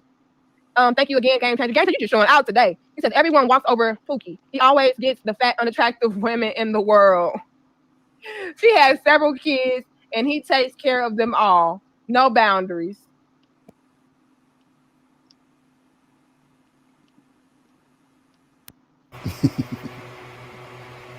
She don't like that. Okay, I have to mute button on. But what I was saying here is in response to the whole narrative that was being painted that Pookie has, that he sets standards and he has boundaries and blah, blah, blah, blah, blah, blah. It's like, wait a minute, if he has standards, how come he's always with a fat ass bitch? that's just disrespectful and berates him in public. Like nobody is more disrespected by women than the Black American Pookie. Nobody. Like Facts. where does this image of a no nonsense, I'm not gonna put up with that crap type brother comes from? Because it ain't Pookie. Like I do not see that for nothing. Nothing. Pookie puts up with everything. Pookie puts up with the women that other men refuse to put up with, including other black men. It's the Like, Jedi mind trick. You can pick like this. Carlton Banks does not put up with no crap like that. Carlton Banks doesn't put up with the crap Pookie puts up with. Steve Urkel don't put up with the crap Pookie puts up with. Nobody puts up with the Pookie. He gonna turn into Stefan and whoop your ass. They take care. Well, I mean, whatever. Stefan's not a Pookie. Like, I mean, they take care of the most of other people's kids. They take care of the fattest chicks. They take care of the ugliest chick. They take care of the most loudest, belligerent chicks ever. They pay the most child support. Like, I don't know anybody that puts up with more crap from a woman than Pookie. So I've concluded, and her conclusion is completely different than mine. I've concluded that Pookie is where women go when they want somebody to put up with their crap. Pookie is where you go when you're fat as hell. You don't want to lose the weight ever. Pookie is the one who. So her conclusion, which is completely different than mine, is that he has this reputation of being no nonsense or something like that. Like, really? Because being fat as hell and belligerent as God knows what is nonsense. Say mine, Keith, before I dig into this a little more. It's the Jedi mind trick. So it's what happens when you've backed people into a corner with these conversations. Because when these spaces first started in responses to women's complaints, she was complaining about Pookie, right? And so after all of the arguments had been shut down, and then this is where kind of the alpha beta arguments, right? The nice guy, right? So after it was explained that it's your fault, then we had to put nice guys on trial, right? This has been the hat trick that has been happening over the last few years, right? The dudes that are quality have been pointing out deficiencies. So when they have no more argument left, just like, they have to shoot the messenger. So now they have to make the good guy, the basement's, dwelling, sniveling. He has no confidence. That's why now you hear a lot of the content creators, this is the guy that they base their arguments on. See, a lot of these guys, they just have no confidence. See, a lot of these guys, they just live with their mamas. See, a lot of these guys, you basically have to turn the people into the culprit. So now Pookie is now the good guy. So the same Pookie that they've been complaining about not taking care of his kids, yada, yada, yada. Now he is actually the guy to meet because the argument has been shifted. But the fact that we're even having this argument is what's crazy to me. But they have nowhere else to go. So that's why now all of a sudden Jeff has to compete with Tyrone now. No, the truth is them niggas are the dudes that are losing. It's almost like we all kind of have the antidote where you go to high school, the dudes popular in high school. That's pretty much a lot of people's, kind of high point in their life. All right. The 2000s and 90s was a long time ago. Right. So, the things that are important, are different now. So these brothers are not basement dwelling, sniveling losers, but they have to paint them that way because you have to not be able to change. So there's got to be something wrong with you. It's just observation. I think because those, as they would say, those bottom dwellers actually built themselves, learned the game, and became the ultimate man. Some of them, I'm not saying all of them, but some of them did and stuff. But now they're trying to generalize like basement dwellers because most dudes aren't that. Like people exactly, that's what I'm saying. Bottom low hanging fruit arguments, basically, in order to make things easier to attack. When most people are just regular, especially brothers, like the whole incel conversation. Like you ain't never really met no brothers who are incel. you ain't never really met no black Steve Urkel. Come on. Sure. Come on. Well, I mean, in all fairness, she's not saying that they're basement dwellers. She's just saying that they're not really, that they don't set standards. And what I'm saying is that Pookie don't set standards. That's just soft language. Basically, they're pushover, they're insecure. It's just different language. It's just in order to remain unoffensive, right? Because I'm still talking to men, I need to keep your dollars. So I can't really throw a dagger at you, but I'm saying the same shit. It's the language is the same. It's just softer language. She basically I agree with that. You don't have standards, i.e. you being a bitch, i.e. you're a pushover. That's what she's saying. She just using softer language. Okay, even if that's true, and it might be, I give you that. I'm highly astute. Oh, okay, I do, I know that. But even if that's true, there isn't any proof of that behavior, like or that. What do you think when I say that Pookie actually is worse in that they have less of a backbone than like that computer engineering Asian guy? They have, like that has that reputation. They have, like the worst as far as the amount of crap that they put up with from women. I mean, I think they're both participants. I mean, like there's this notion that one of the parties are on a different grade than the other. Keisha is with Pookie. That's who she's supposed to be. The problem is Keisha is talking as if she's above Pookie or Pookie is on a different level than her. No, you are Pookie-ette. Y'all both the same. Robert, what's on your mind, bro? No, I was just trying to figure out how exactly she's speaking on masculinity, because everything she's been saying for the longest that she's been in this space is that she's basically don't know what masculinity is. That was my whole question, because it seems like once again, like what Silent Lamont was saying, is that it's shaming language times 10. It's like if you're a brother out there, doing his thing, minding his own business, and staying out of trouble, she considers you to be weak and letting some woman push over you. I don't think that's true at all. When you are a hardworking man, you don't have no criminal record, you basically good to go. You have a lot to lose, because by her trying to shame you, she's trying to bore you into doing something that she can use as a weapon against you later on. Women do this all the time through the legal system, especially if you have kids with her. Yeah, then you really asking for trouble with dealing with this type of woman. So the problem is Keisha don't know what type of man she wants. Keisha wants the man that beats upside her head. And she failed to realize the other type of man that, he's not going to put hands on you. He's not even going to talk to you. Once he sees that you disrespect him, he's exercising his right to walk away. And he's going to enforce it. What's the old saying? You got to know when to walk away and mean it. And that's the problem Keisha don't deal with. She don't deal with guys that walk away and mean it, don't respond back. They get off of dudes responding back to them. It's like a sexual thrill to them. And the confrontation. Yeah, I agree. That's what Obsidian talks about when he says hate effing. All right, let me play the rest.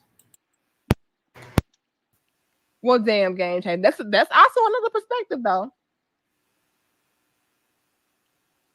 Which is why, again, fellas, don't ever be like Pookie. But Game Changer, there are a lot. I'm gonna be real with you, Game Changer. She's struggling with it. She's struggling with it. Yeah. She's finding a way to, how am I going to say this without sounding like I'm defending Pookie? Yeah. You don't see she's struggling? You don't see it? Let me think. See, don't be like Pookie, but yeah. Well, I mean, what's going to follow is an overt defense of Pookie. Yeah. But to me, it's not an accurate one. And I'm going to give my theories on why this was done. But it's going to be a dig at the basement dwelling loser. Well, bear with me for a second. Roger that. And it is another side to it, but Pookie be getting bad bitches too. And that's what be blowing my mind. I'm like, damn, this for her. So her, what? Hey, I've been, make you a different level. I've been inside family court many times. Trust and believe. Pookie ain't getting no bad bitches. I can tell you that Yeah, straight no, up. But it doesn't No. matter. That wasn't the point. That was her way of saying, Pookie. Look at how excited. She had to find a way to say something positive about Pookie without making it. Do you understand? Right Yeah, I now, she's understand. Pookie. Right now. But she can't. Man, I love it, man. These motherfuckers double talk. They body language, everything betrays them. I just look at everything and listen closely. But right now, she in love with Pookie right now. She telling you how she like Pookie. Pookie. Go ahead, girl. all right. Argue is, are they attractive mentally?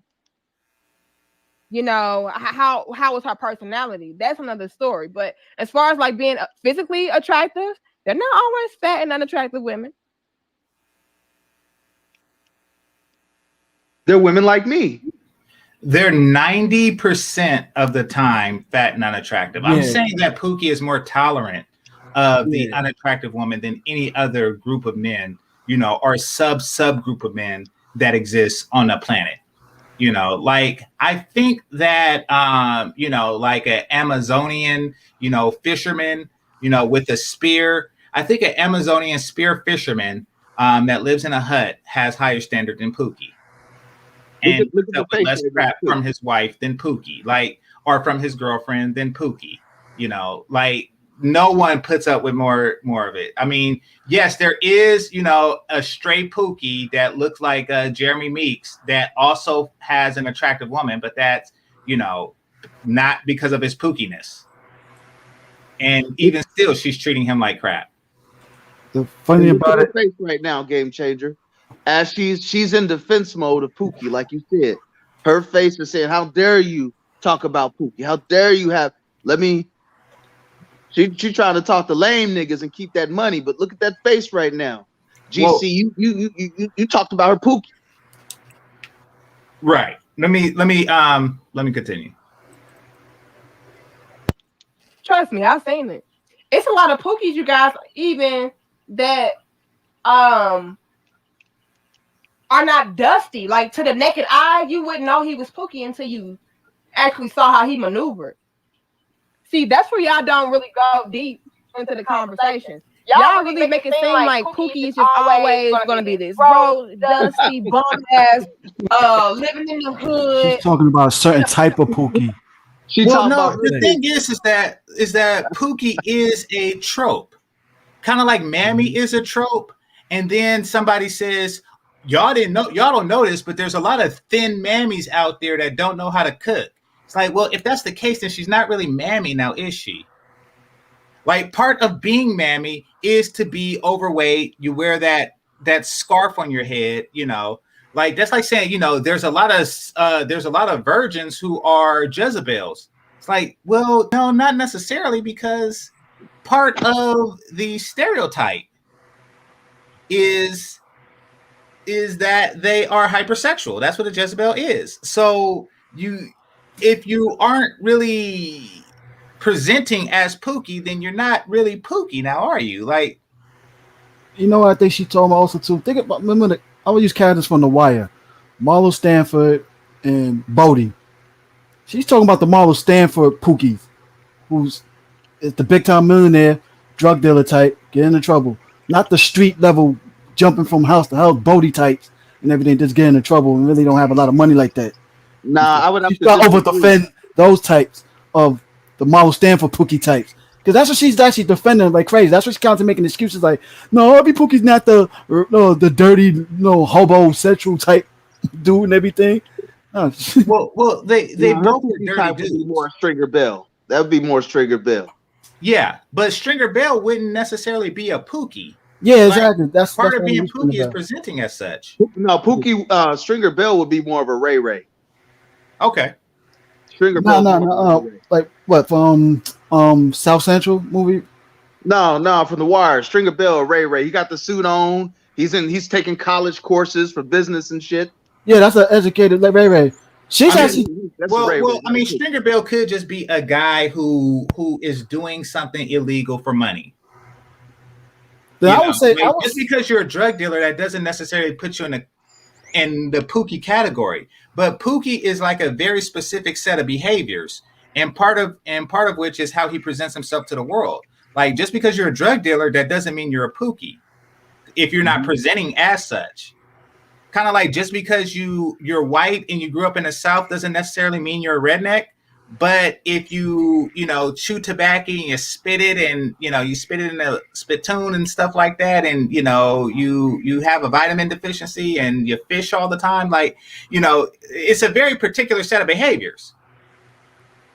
I guess she's trying to say a Pookie with a potential that she can see grow, something like that.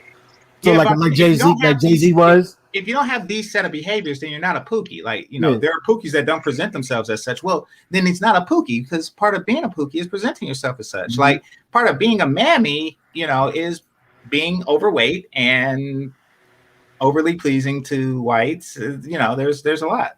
She want a money man rich type. He ain't deliberately shooting Negroes, but he's still in the game. With the Well, date. she's That would be Stringer altering Bell, the right? image. She's altering the image of Pookie. I'm gonna explain my theory and why in a moment, but she's doing that. Let me see. Type of guy. Not all the time. Pookie can be well dressed. Pookie can articulate himself beautifully. Pookie can even be educated. Okay. James St. Patrick, Stringer Bell. That's what she's talking about. A Pookie that presents like that, like a chameleon. But what would make them Pookie? no, Like, what again. makes James St. Patrick Pookie? Let's put it like, let's start with him. What makes James St. Patrick Pookie? Not a goddamn thing. When you put on a ski mask and got a motherfucker in the back alley. Okay, but Pookie don't necessarily do that. You know, like, just because you have an illegal occupation, that doesn't make you Pookie.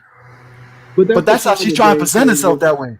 Yeah, Right. I know. Yeah. I know. Are trying to essentially cast iron black men into these movie characters. Yeah. So that's why these conversations, are rough anyway. Exactly. That's what Stringer Bell did. He actually, when he got more into trying to be legit or whatever, he was still doing his dirt. But just because he didn't get his own hands dirty, he knew how to hire people to do the dirty work for him and cover his own tracks. That's what she's trying to present. That still makes him a criminal. That still makes him a Pookie. Exactly, he still does. Well, it's like the corporate gangster and the street gangster. Pookie. That's what I mean. Yeah. Like, or else we would just say criminal. Criminal is not synonymous with Pookie. It's just that, because not every criminal is a Pookie. Classy young man said it right there. James St. Patrick was an ex-corner boy. That's what she's trying to do. Defend the ex-corner boys who actually grew out that stuff. James St. Patrick had Angela that saw potential of him, Well, so was Malcolm X. Like, we can't. Exactly, Malcolm X. The ex-corner boy became more famous that way. But I wouldn't call Malcolm X Pookie. Like, I wouldn't, maybe I Maybe maybe would. you could call But Detroit. that's how females would say it, though. That's different. Perhaps you could call Detroit Red Pookie. And rightly so. But can you really call Malcolm X that? Like, Yes, you're getting with you the can. man that he is, and you can't really say, oh, he's a Pookie, because you want to, boost the GPA of Pookies everywhere. No, he still would be classified as a Pookie. Nah, What he did. he'd be Ray. He'd be Ray. Because he was Yeah, still Ray. because you saw the movie, but if you just think he was just 10 and 2, he was still part of. He wasn't out there sticking people up, but Malcolm was a Ray. He wasn't no punk, but he was still from the streets. Mm-hmm. He got the suit on. He's a preacher. Malcolm X was a Ray. He wasn't a straight arrow. He wasn't red no more, but he was He definitely still a got Ray. that some of it in him. If he has to get aggressive, do that way. What is his old saying? By any means necessary to protect his people, protect his family. Definitely. You don't forget the picture that him standing by the window with that shotgun. Mhm. He wasn't no punk now. Exactly.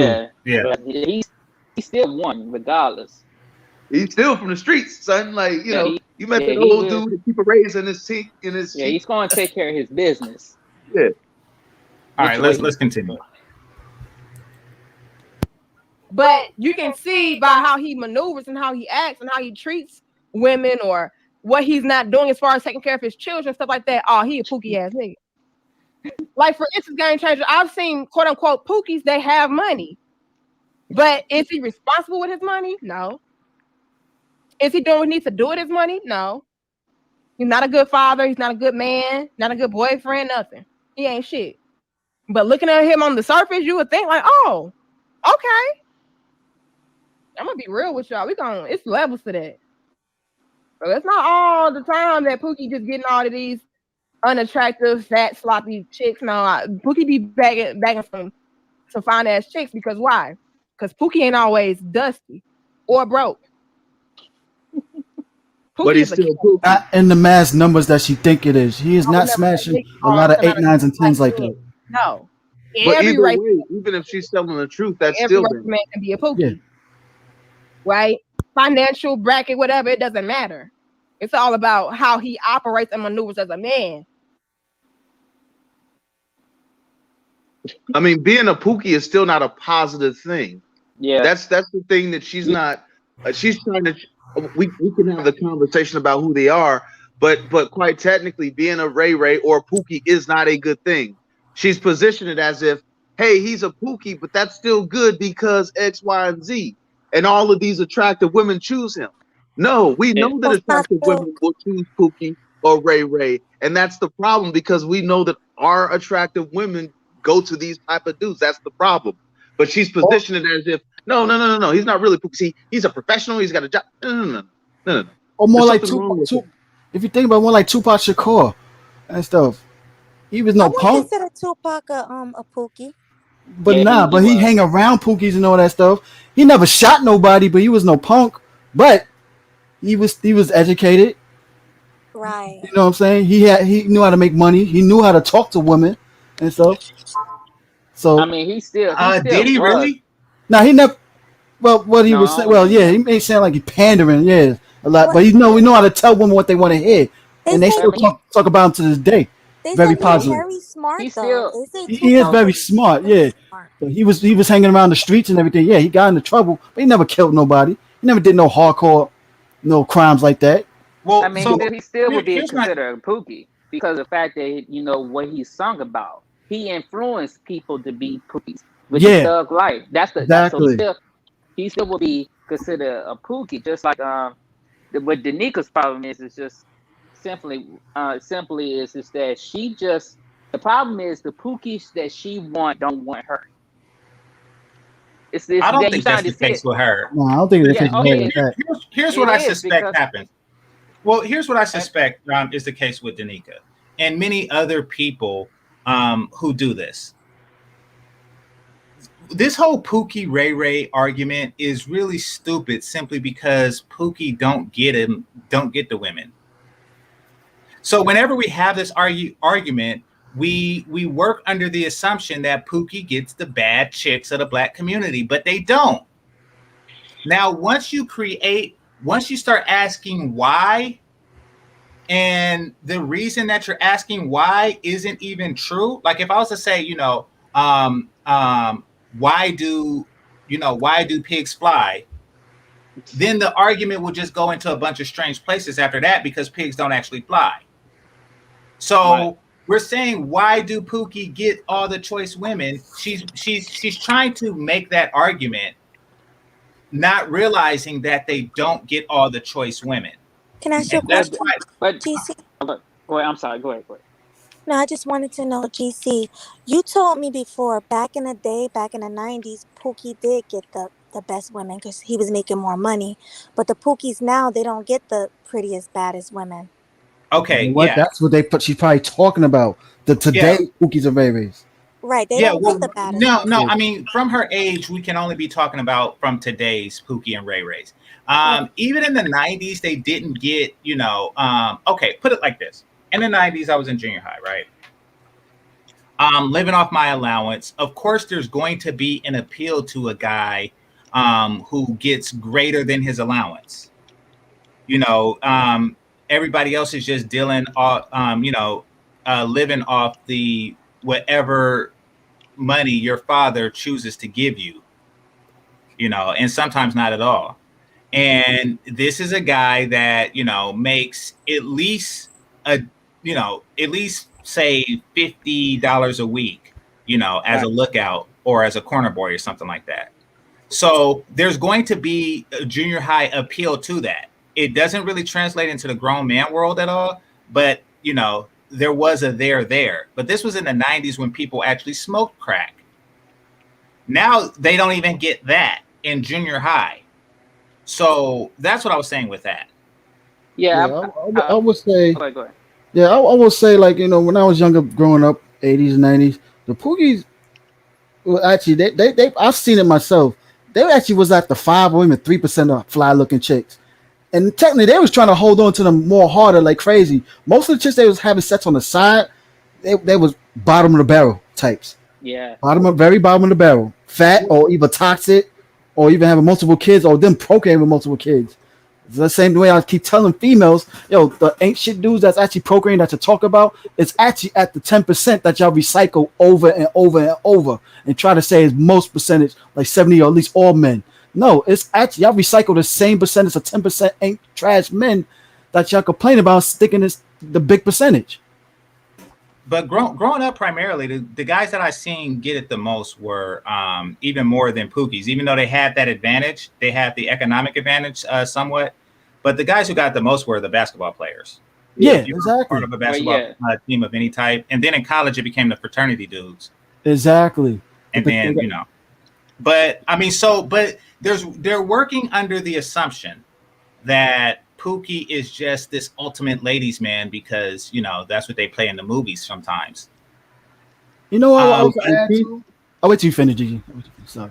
Okay, thank you. But so she's making an argument based on she's accepting that as a fact and making the argument based on that, and that's why the argument is really breaking down at this point because it's like that's not actually the case. So she's trying to justify why Pookie gets all the best chicks, but you're justifying something that's not true because Pookie don't get all the best chicks. I mean, we have people here from east to west coast, from Canada to Mexico that is observing Pookie with the fattest belligerent bitches on the planet.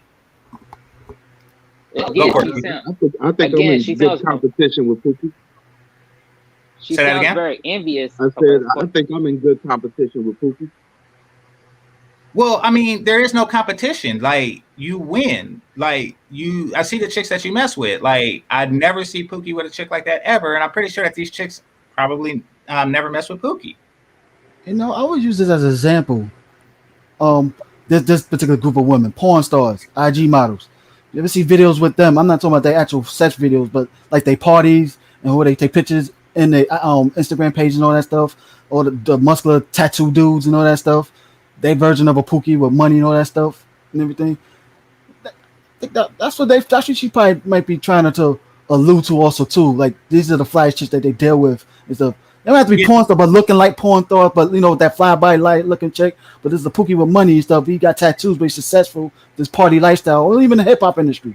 Well, no, that's what I mean. Listen, there are actors out there that act like Pookie. Like Omari Hardwick is not Ghost in real life, and he is eye candy for the ladies. So if you credit him with the term Pookie, then that's fine. However, in real life, he's an actor. To an interview, he actually talks kind of like a lame.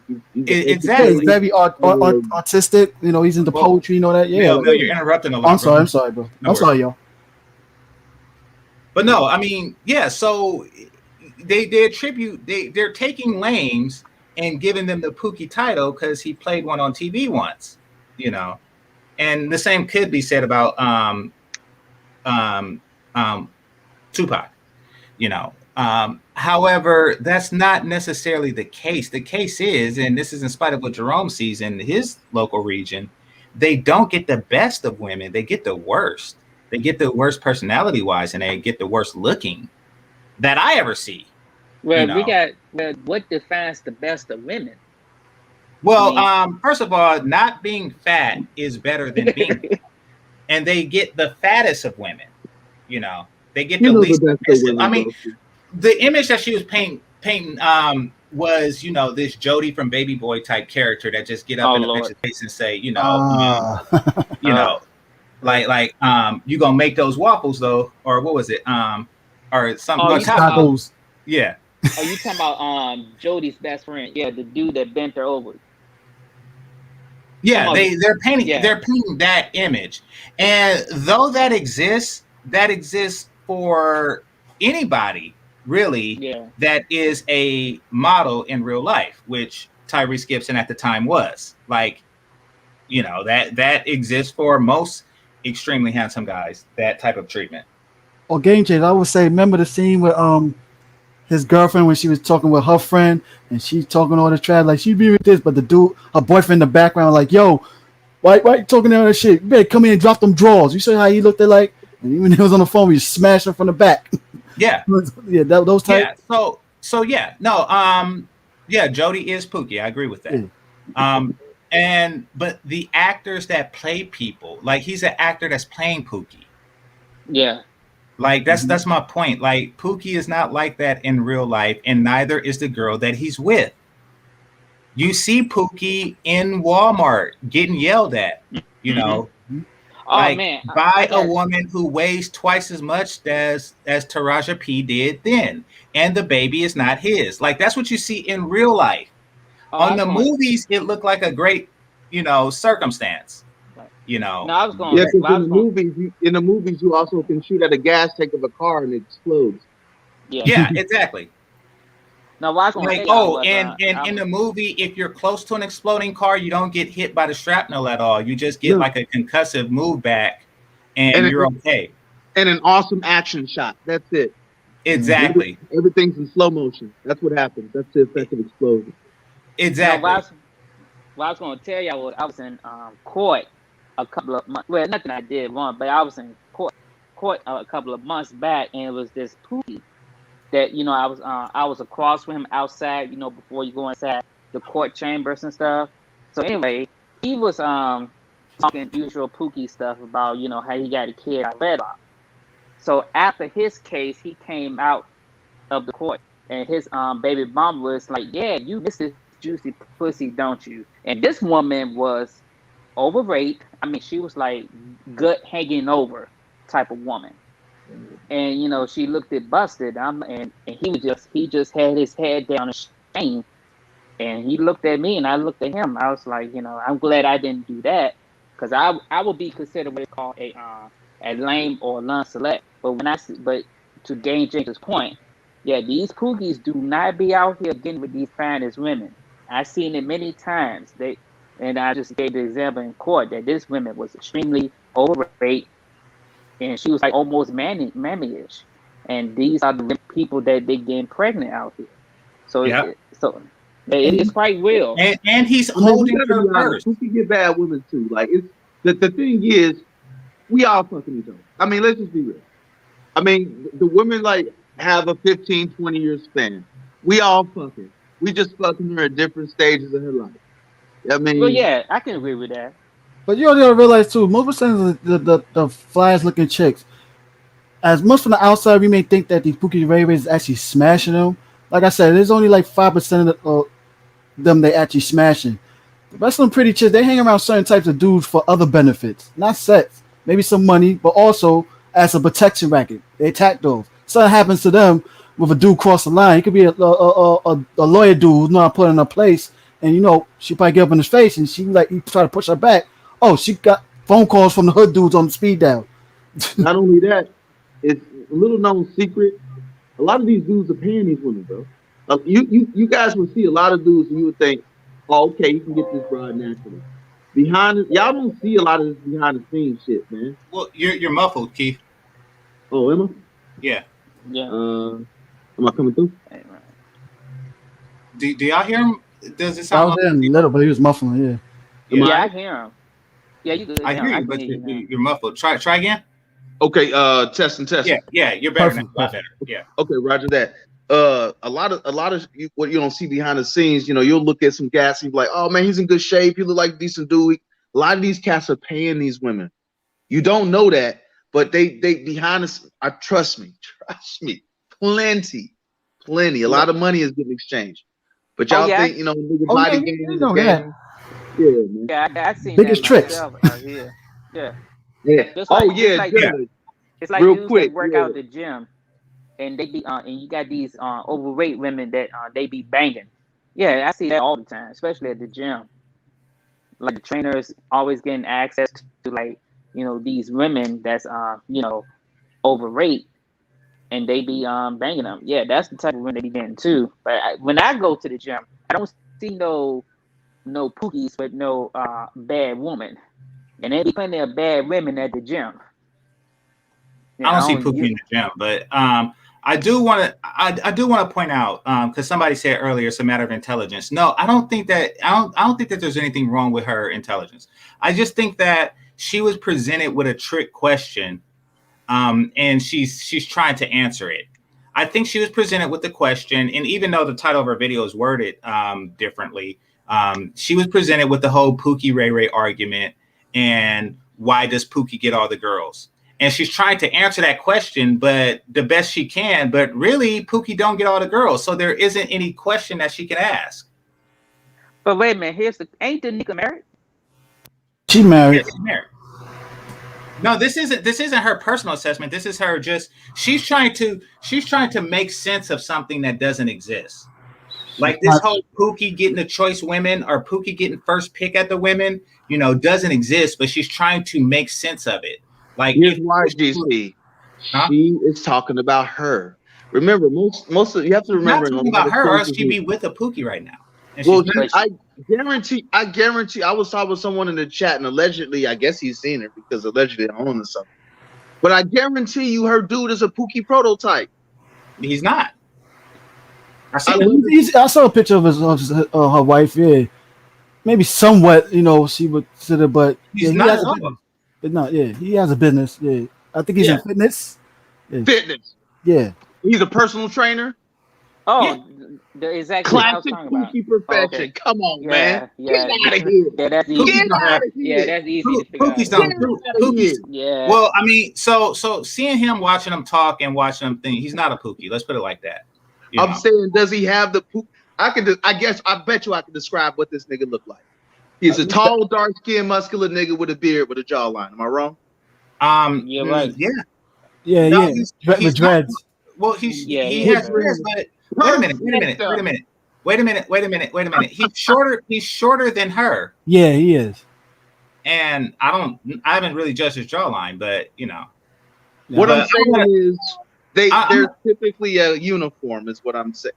They're not gonna look like he ain't gonna be no Steve Urkel looking nigga.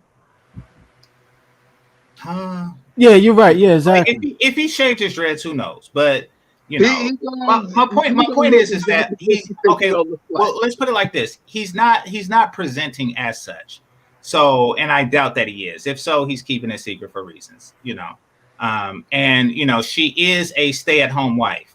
You know, she is a kept woman. So he's not even falling into the whole homosexual Pookie thing. Mm-hmm. What I do, he's a 5%er vegan personal trainer. Well, that's what I'm getting at. I'm not getting at what I'm saying is, I mean, it's not too many vegan Pookies out there. What I'm saying is the prototype.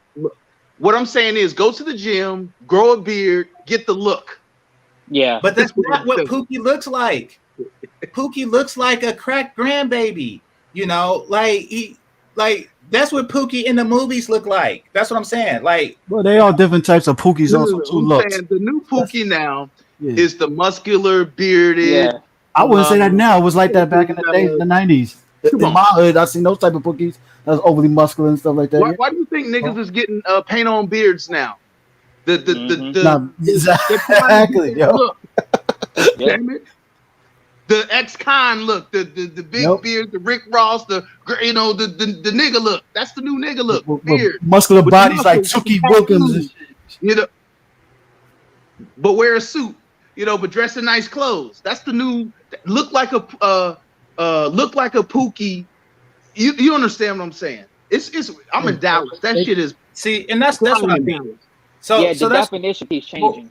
I think that would be like the new reformed grown man Pookie. This is my point. Like when you have something that may or may not be true and you're trying to prove it, you know, then the argument is gonna she may or may not be with a Pookie. I don't think she is, but let's just say she's not. But you're trying to prove that. Well, right quick, you're trying to prove that she is, which means that the argument is going to break down because she's the guy that he doesn't look like Rick Ross. Let's put it like that. You know, he's he wouldn't be hired to play Pookie in a movie. Can everybody that's seen him agree to that? But think about Ving Rhames and Baby Boy. He was a reformed Pookie. Still had those attributes, but he became a legit businessman. That's probably what she's married to. A reformed Pookie, but he made himself legit. He's far too young for that. So, I mean, and Ving Rhames wasn't a vegan. Like, No, Ving Rhames was a vegan in that movie. Huh? He wasn't a vegan in that movie. That's my point. But I said reformed Pookie, yeah. He was. No, her husband is. I mean, okay. I mean, we're but not going to be able to prove that veganism- he's a Pookie. Like, if he was, he just say he was. But, you know, like, neither he nor she is calling him that. And, you know, nothing suggests that. Very few things suggest that he is. So, Yeah, I think People do change their eating habits, game changer. Yeah, even Pookies do at the time frame. Maybe he changed his lifestyle. This is where I'm going. This is where I'm going with this. Like, you know, everybody wants him to be a Pookie so much that they're like, oh, well, Pookie this, Pookie that. It's like, listen, he didn't say he was a Pookie. He's not a Pookie. Let's just go with that. But No, I mean, nevertheless, what I'm saying is she found herself in a quagmire when she was trying to explain why Pookie gets the choice chicks, when actuality they don't get the choice chicks. You know, like Remember what I said, game changer. She used to be in an environment where she see that a lot, and you remember. I don't. Most percent of black women be thinking that each other's are 8, 9s, and 10s and everything.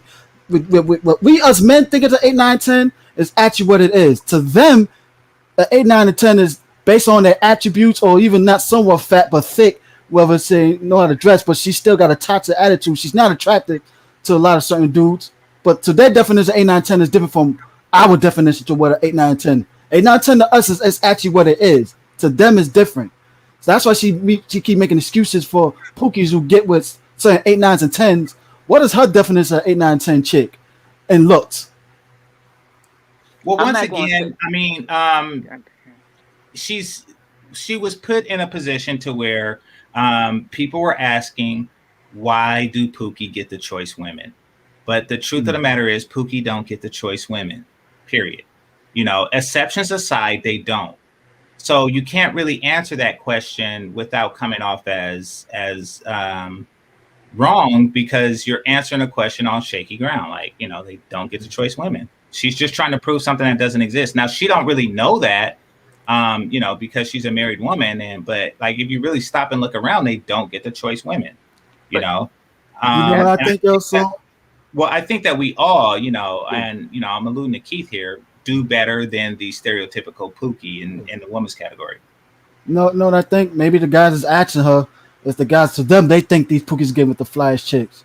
I mean, we already know that they're not, but to them, they feel that way. So they go. Yeah, that's what I mean. The men asking are think that way. Exactly. And they think that way primarily because of the movies. You know, I wouldn't say the movies, but their own experience also too.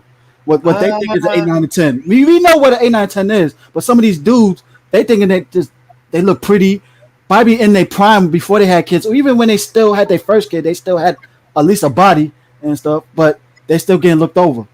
All right. Well, let's put it like this. The average Asian guy gets better than Pookie. He does better than Pookie. And I'm not talking about the one that's an engineer or, you know, or anything like that. I'm talking about just a regular, you know, Asian guy that, you know, works at his father's donut shop or something like that. Well, you can also argue that the average Asian woman is also better than the average Keisha. So Yeah, the average exactly. Asian man has more opportunities because his woman's better. Exactly. So his perception, I think, is just off. I think it's like a domino effect. Like somebody said that Pookie and Ray Ray gets all the thing, and then the argument just echoed, not really evaluating on if we should even have this argument, because we shouldn't, because they don't. Like, not by far, not there isn't, you know, I would rather come back, I would rather be reincarnated as Michael Vick's dog than Pookie. Like, when it comes to stuff like that, like, it's not really, I don't see any upside to it. Damn, I'm gonna be reincarnated as Leo DiCaprio. I'm fucking all the white people. And maybe I think also too, like, you know, guys, they don't see bad bitches Leo DiCaprio as fuck, boy. God. Hey, the guys is asking Danica. Them little Bow Wow niggas is fuck everything. Lil Bow Wow has fucked every bad bitch that's come through Hollywood. Can you believe that shit? Lil Bow Wow, that motherfucker. Yeah, exactly. But so I was thinking maybe these guys is asking Danica to them, they glorify certain types of women, even looks, but they don't know how it is to be with these types of females. Like, okay, she maybe look good, but she'll run over you like crazy and stuff. She'll use you up, chew you out, play you and everything, make you feel good a certain way just to get stuff out of you. But she wants to be with the toxic dude that smacks her in the head. And to be honest, most of these bras are just regular too. I mean, first of all, you see bras on social media. See, I date these bras. These chicks do not look like this. You gotta remember, like, you think they're bad bitches because you see them Instagram. What you don't see are the thousands of fucking shots that she was going through in her phone. Like, as we sit down, I'm driving, she in the car, just sifting through pictures and editing and then filter. But take all of the uniform shit off. Most of these bras are just regular bitches. And what happens is, the men who can get all these bitches see that because they can get them all. They're just regular bitches, right? Because they are regular. So they get to see behind the curtain. Now, normal guys get to see these bras on Instagram. So they think these bitches are the baddest bitches you've ever seen. But top 20 niggas get to see. They ain't shit. They stink just like everybody else. They just regular. When you wake up, they come out the shower. Yeah. So it ain't. Exactly. And that's why I tell fellas, never go off an avatar. Never go off of a woman's picture. You know, I would go as far as to say, you know, don't even go off of her video, but those are harder to fake. But never just go off of a woman's picture. Like, I had so many disappointments in life, and it's not that they were ugly or that it was even photoshopped. It's just like, oh wow, your picture looks like this and you look like this. You'll always be disappointed. Never treat a woman according to her pictures, ever. I would say, yeah, to a certain percentage, even videos. I met some porn stars in real life. I'm like, damn, you look even too bigger than what I expected to be on your videos, or even more smaller and stuff. So yeah, it's always going to be a disappointment. It's always a disappointment. Gigi, you ever see that video of that white woman who put that makeup on her face, and we took the makeup off? She looked like a hideous witch lady. Oh yeah, she took her teeth out. Yeah. Oh damn. You know what's in Game Changer? You know, we never really think about either. Is when we look back on all these people's lives who we envy, right? We'll look at a dude, we're like, no homo. Oh, he's handsome, he's muscular. You know, he's got money. He seems like he has a great life. You see this woman, she's beautiful, and but then 5 years later, these people's lives aren't great. They're divorced, they're this, they got problems. Like, you idolize people's lives in a snapshot, in a moment in time. But exactly, all of these people got these issues, man. You know, Brad Pitt wife left him. You know, like, come on, like, you know, you think, you know, you would look in Dr. Dre, for example. Oh, he's rich and he's got headphones, but his woman want to leave him too. You know, these women are after these dudes, you know, because they got money, they want to use them. So, you know, it's always different from a perspective, but that ain't real life. Most of these people's lives don't end up in everlasting happiness because they're attractive people and have money and they're lying on the internet. So that's the big problem. People look at celebrities so much and fail to realize celebrities play a different game than how regular normal people do. And that's the biggest problem. They keep using celebrities as an example of how relationships, all this is supposed to be. And I'll tell people myself, stop looking at celebrities as the regular normal relationship supposed to be. They don't do things like we do. It's like the alphabet community, how they do their relationships. It's not the regular norm. They play their relationships different than how heterosexuals do. Oh, real quick, GC, a quick respite. Is anyone drinking or burning right now? I'd like to make a toast to the crew. Or am I the only one with that? Fuck you, GC. Glass Every time I do this shit, you make me feel like an addict, nigga. Damn. Yeah, I'm drinking water. Hey, put the glass up. Yeah, there you go. Continue, my friend. All right, you gonna make that toast though? Yeah. Hold on, real quick. Hold on. Let's see if I can. Nah, fuck that. I'm not gonna get on camera. 205 is right about that. I was going I've got my fucking peace raise. Salute to you fellas. This is the Digital Barber Shop. We all sit around smoking, drinking, playing dominoes, having a conversation. So it always feels right to have a toast. Yeah, my bad, GC, bro. I was in and out, man. But what I did caught though was that it wasn't really trying to like come at Danica like in an attack or whatever. It was just critiquing what the hell she was talking about. Yeah, exactly. Yeah. Okay. Well, I mean, the second part, it seems like she's just trying to answer a question that's not really true. And that is, she's trying to answer the question, why do Pookie and Ray Ray get all the top women, but they don't. So any answer that she comes across or that she comes with is going to fall short because, the question isn't true. She's trying to prove DC is saying that she's trying to answer why is 2 + 2 6. Exactly. Yeah. Exactly. Maybe you gotta realize. Yeah. Oh, sorry. Saying it like okay, that she basically making a question in a sense like for the women, but reviewing herself in a sense of saying like that it's ridiculous. Well, she's trying to answer the question. I mean, think about like, if somebody just told a kid that a stork, delivered babies. Yeah. And then the kids just kept asking the questions. Well, how about this? How about this? And then it just starts breaking down because the truth of the matter is storks don't deliver babies. But the problem, Right. GC, is, and I think this is, and I'm not critiquing her, if you will. I'm just, my observations. But the problem is, although the question is, I see it more like an ink block test, right? So knowing that she really can't answer it, her response actually says more about her. So her response really tells me that she does have a sort of a special animus towards Pookie, right? She sees them, not all, no, Pookies are good. They get all the women. They dress well and they can lead. She sees Pookie in the positive light, the way she's describing them in defense. So even though she can't really answer the question, the way she's answering the question is telling me a lot about her, and that's telling me that she has a positive animus towards Pookie. Well, I mean, when the basement dweller came up, because she addressed the basement dweller, but she only addressed him very briefly. But she spent a lot of time in telling you how Pookie can be wearing a suit and he can count and read and shit. Well, that's my point. Like, how else can she do that? Like, how else can she explain? Well, right quick. How else can she explain? How else could she answer that question without putting Pookie in the best light? And without putting, his opposition in the worst light? There really isn't a way to answer that question without doing those things. Well, she could have not went into it. I mean, there's plenty of so the only correct answer is to not answer it. I agree. Right. I already knew when that question came up. I said it before she said it. She saw it, and then it struck her in a way because basically, damn, he said something bad about Pookie. It's a way, right? It was negative. So no, I got to defend Pookie. That's the way I read it, right? So there was this pause, and that pause when I was saying she was thinking, like, fuck, it went through her rep. And so, no. See, Pookie have a job, and see, Pookie because she was in defense mode.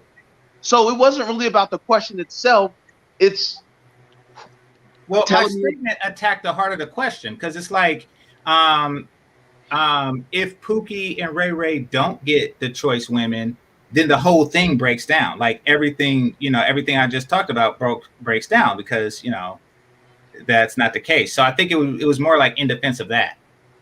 It's almost like how when DJ Envy criticized Kevin Samuels about the rating aspect, but yet his wife and his side chick, Erica Mender, they are not no Lizzo the Moo Cow looking chicks and stuff. So it's like being hypocritical and stuff. That's almost like what Danica almost sounded like, hypocritical like. Well, I mean, it just points out. I mean, like my statement kind of just pointed out that, you're answering a false question. Your question is based on, Pookie getting the choice women, but they don't get the choice women. So she has to back up and say, wait a minute, some of them do. So that was the corner she was painted in. And I didn't write the statement, in an attempt to, put her in that corner. It was just like, wait a minute, this is not true. I mean, it's kind of like somebody in the analogy Keith said, 2 + 2 is 6. It's kind of like somebody, coming out and say, hey, 2 + 2 is 4. And you just spent like the last hour, explaining why it's 6. But the thing is, GC, is that all the people, like I'm like looking at the chat, right? You ever know, like, even in the manosphere, right? You'll have an argument come up. Mhm. I can always predict who's gonna be on what side of what argument because people's fucking motivations are at a certain point become predictable. So I already know how everyone's gonna respond, right? I already know. So because people want to act like they're all red pill and that they look at, they're not emotional, but they are. People are fucking consistent. She's gonna take the same side as a Boyce Watkins would take. She's gonna take the same side as most women will take. Just like if you have a conversation, for example, about like I'm gonna bring another conversation into it to make an example. But there's recently been a thing by one of the content creators. Hey, you should not you need to stop considering dating women unless they're 29 and below. Now I expect women to have a problem with that because that eliminates the whole phase. Now I expect all these bullshit arguments to come up about no. The only reason you would argue against getting married young because you want to throw that monkey in the streets. And then I also expect anyone who is gynocentric minded, the Boyce Watkins, I already expect all the same people to be against that. I don't expect the gynocentric motherfucker who I was arguing with in one conversation to then surprise me and then say, you know what, I agree with that. Men should be dating women. No, they're going to have the same thought pattern because it doesn't benefit women. So they're going to disagree with that. So none of these people are fucking surprising. Titty tats don't surprise me. None of that surprises me. Why would a woman who has a crown with her titties showing, who's in a relationship, be defending Pookies? You understand? It's not one thing. It's a combination of all of these things. Okay, here's I see where you're going with this. And yeah, you can predict the motives of her, but I think that she has a different motive, but it's playing out as if she has a protect Pookie motive. Basically, her motive in this case is to present, is to get Black men to be more assertive, more aggressive, and more in a leadership position, more dominant. I disagree. Why? Wait, right quick. So, I think that that's her primary motive is to get Black men to be more dominant in relationships. So when presented with the why does anybody do better, she's always going to say because they're more dominant. I think that is that's her actual motive. Right. So like that's the question. if somebody was to say, hey, how come Asian men, get better quality women than Black men? That's because they're more dominant. Like you can pretty much put that to anybody. Exactly. But that's the question. And that's wrong because Black men are dominant. What this notion that they're not doing it because Black men aren't dominant is bullshit. No, my point is that's why the root question is tainted. Yeah. And that's why the argument is breaking down. But I'm saying that's her intentions. But the root question is tainted because Black men are dominant, Right. But that's the question. Leadership, all of that is. Oh, go ahead. My bad. Go ahead. I've been talking. Go ahead. No, you good. You good. I've been talking. I'm smoking now. I'm letting y'all know. Hey, it's kicked in. So go ahead and do it. But that's the question. Why is she always so focused on this domination? That's the question no one ain't asking. It's like every time you watch her, it's like, well, you need to be more dominant. You need to be more aggressive. If she's married and she has a husband, she wouldn't, logically, she wouldn't be worried about what the next man being dominant or being assertive about. It's like every time we have these conversations, we gotta keep on referring to, well, you need to be dominant. You need to be assertive. And the question is why? Why do they need to have this hyper masculinity of being dominant, as though it's like someone's Ike Turner or something like that? That's because I was about to say that. Yeah, exactly. You got to realize women have their own vision of what a masculine man should be, and we have the logic. Remember, it's different. We speak in logic. Us men speak in logic. Women speak in feelings and emotions. I feel this is how a man should be. No, us men, we speak. No, this is how a man should be. It's a difference, different language. Women speak one way, we speak another way. To their vision, they feel like this is how men should be. So even when we got the dudes is asking her, they're asking a woman what you feel a man should be in respective of a woman. It's like they're all saying, if you want to know how to catch a fish, who do you go to? You go to the fish or you go to a fish catcher? They go into the fish. Yeah. You supposed to go to a fish catcher. You guys are not seeing the Jedi mind trick. But yeah, exactly. That's playing a part of it. They go into the fish for advice. Yeah. I promise you, this curveball you're not seeing coming. It's beautiful. You ever listen to a Jay-Z record, right? Or a rap record, and you in the club, right? But the record is something about the rapper saying, "I'll fuck your bitch. I'll take your bitch. I got more money than you," right? Now remember, the rapper is singing a song from his words, right? Because the rapper can fuck your bitch. The rapper does have more money and can fuck your bitch, right? But the dudes who are listening to the song aren't listening to the song that the rapper is saying he's taking your bitch. As you're in the club singing the song, you're singing the song from the direction of I'm the rapper taking this other nigga's bitch. Do you understand? Mm-hmm. So the way rappers are able to project onto you, they're basically able to they're projecting that masculinity. So you feel masculine by listening to her. It's basically like you basically paying a hooker to tell you, yeah, you're confident, you're masculine. Because the men that listen to it feel like, yes, I'm the masculine nigga that she's talking about. Just like niggas, for example, who watch Fresh and Fit. All these motherfuckers think they're high value. Now, we know the percentage of high value motherfuckers, right? Which is so low. But now you got hundreds of thousands of people fucking listening, all thinking they're the high value motherfucker they're talking about, right? So you're thinking, I'm the high value motherfucker shitting on all these niggas, when none of you are. They're just selling you that. They fail to realize the message. You're giving them money.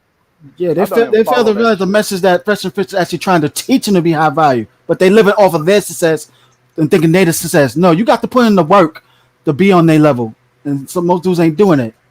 And although poetry, yes, you're jamming to the song, but the song has an emotional component to it. Yeah, I take your bit. That's why and I should have, and then everybody get the little, and there's certain little things that everybody get hyped on because you were in that moment. You feeling in that, and I fought it, and I put you in the mouth. You thinking about that angry version. I went out and pushed that nigga in his mouth, and that's the loud part of the song that everybody. Come on, man. Yeah, I always thought that back in, I think this was the 90s where when 50 Cent came out with You Just a Window Shopper. That's a good. Yeah. I was thinking like, wait a minute, he's talking about me. Yes. I don't listen to that nigga, but I got you. He was talking about everybody really, because like most people, especially at that age, can't afford it. I mean, he's talking about anybody that wants something that they can't afford, and that's most everybody. Use a window shop, nigga. You 15, you broke. I'm like, wait a minute, you talking about me? Like, what? Why were the fellas singing this? Like, yeah, we talking about you, right? Like, oh no, I got that real goal. Yeah, but you want something. You want to fly first class, but it's not just the women, it's the men. They see this is something. why all this high value shit, because everyone watched MTV Cribs. This is where all this shit started. Everyone watched MTV Cribs and saw everybody with the Escalades. All right, now everybody want to be a baller because of MTV Cribs. All right, now everything is on MTV now. Now the new MTV Cribs is Instagram. Now everybody want to be high value because they want to take pictures with their boo on the beach. You know what I mean? Because I saw that shit on IG. I mean, hashtag couples goals. You know what I mean? Hashtag goals, couple, all that bullshit. Motherfuckers ain't thinking about relationships. That's why that's $100,000. That is the quintessential figure that they saw on TV that you could get the hip penthouse. Hell, fucking Eddie Murphy and Trading Places, nigga, they only made $80,000 and they made it seem like they was rich. That's why I want to take out that high value shit, man, and just leave it with, if we just tag this like high earners. You know what I mean? They're high earners, they're not high value. Like, all it is dirty. All this is that was the big crap. Shit like that. You know what I mean? They're high earners. They ain't high value. Like high value men would know better to not let themselves get involved with such entrapments. And see, that was the whole problem why they was upset with Kevin Samuels. He broke it down to a certain to a degree that technically he exposed a lot of dudes that thinking they was high value dudes, and like, nah, you're not part of the status. It's a class. It's a class lifestyle. I think KS should have just left it as like high earner because people just took off, man, with the high value man shit. Nah, he No, got the because it's more than just being high earners. You could be a high earner, but you could be high earners getting juiced and stuff. You don't have a network. You don't have a class of people the that problem respect is you the a certain way. weaponization of it, man. People took it out of the problem is it's been weaponized. The context of it is to get the fish on the hook. That was what it was supposed to be. Was dangle the fucking carrot to get her to nigga dance and say what you needed to say. Because it's like, you know, when you the dope boy or you the crack boy, right? The dope fiend gonna come and do whatever you need to do. So if you dangle this millionaire in front of him, she gonna tell you exactly what's on her mind because she auditioned, okay? So what it was designed to do is fucking withdraw out the conversation. Now what cats have done, mainly the younger cats, they've weaponized it and turned it as a way to dirty Mac. It wasn't supposed to be used as a way to dirty Mac because now it's I'm high value and all these other niggas are basement dweller niggas, and we really want to talk about the top women fucking all of the high value men because I'm gonna say I'm high value because I want this bitch. So I'm really talking to the bitches to get me. It's beautiful. I see it on Fresh and Fit. I love it. It's beautiful. They expose a lot of them chicks like, yo, Tony, you ain't qualified for a high value man in marriage and stuff. That plays a big part of it. You got to pertain to his image, his lifestyle, his rules. You don't qualify for that because you're not going to follow his rules. And that's what get a lot of chicks upset on Fresh and Fit and Kevin Samuels. So a lot of those chicks like, actual high value dudes want this type of woman. You may be pretty enough just to get his nut off on you, geet on you, but he's not gonna make you his wife and stuff. You got to work for his ring to get his wife, his last name. Well, the problem is we didn't pivot it. I mean, we stuck on high value, but now KS is kind of starting to do a good job with this, but really this conversation is supposed to be about how everyday people are supposed to be having this conversation. This shouldn't be about celebrities or the top 1%. Because at the end of the day, most people are in the fucking middle. Most of y'all niggas ain't making $100,000. All right? Exactly. Oh yeah, Most people are not. I'm sorry. Exactly, that's a fact. Yeah. Well, I mean, here's what I like to say. You know, they're trying to work with their lady to figure out bills every month. Most people are trying to figure out, their expenses, and, figure, okay, what day am I going to pay the electric bill? Most people are just moving through life like that, and they want to have a companion. Most people ain't out here fucking balling. Like TV got... Like fucking people fucked up. You drive through most of fucking America, and people are just trying to make ends meet. That's the conversation that needs to be had. How the fuck do Larry, who make $40,000 a year, get with Keisha, who most likely is working customer service, making $35,000? How the fuck can this bitch act right for fucking Larry that makes $40,000, $45,000? Because that's the fucking real world. Well, easy on the swears, but yeah, that is my goal. I want to see more Hank Hill and Peggy Hill relationships in the Black community. Like, the top 10% of men and women or the top 1% of men and women, that's really less of my concern because they're winning no matter what, so to speak. But it's the Hank and Peggy Hills. Like, how come the Black dude that sell propane and propane accessories can't get with a Black woman who's a substitute teacher that respect them? It's, like that is where the real breakdown is. It's in the middle, like Keith was saying. Because we actually, these chicks been so much in delusional and they ain't been in fantasy Disneyland for so many years of what reality is. And even what's even happening now and everything, they trying to force their way of thinking onto us. We have to think Yahweh and stuff. No, it don't have to no more. We're not thinking that way no more. And that's the problem. Like, yo, y'all not going to get with certain types of dudes. And the dudes y'all looked over, the 70%ers y'all looked over, 65% of them don't want you no more. They build themselves to have options. Even whatever amount that they make, they going to go find their options somewhere else and be more appreciative. And it doesn't even have to be in their own communities or not. Like, they could go overseas or go to another community. They ain't worrying about the chicks that don't want them and try to shame them to want them. That's not happening no more. Adult supervision. Are you asking me what the percentage of the THC was that for me? I think that was for you, yeah. Shit, bro. It's just fucking smoke. I don't know the percentage, dude. I just know that fucking yeah. But I'm gonna wrap up, guys. Y'all have any closing thoughts? Any order? Nah, thanks for having me up, bro. You know, it's a good conversation, y'all. I gotta head on out, do some errands, make some money. But y'all have a good afternoon, good Monday, and everything. Until next time. Hey, Peace. Peace, y'all. man, it's always good to chop it up. No, not really. You know, I was chilling today. I was actually fucking just hanging out. I fucking partied this weekend, had a great time, rolled, you know, had a bike nice and shit. So I'm tired, man. I was just burning a little bit, wanted to chop it up. I'm just talking shit, man. You know, I don't give a fuck. I don't worry about this shit. I get off here, so I just came to chop it up with you niggas, man. Okay. Ray.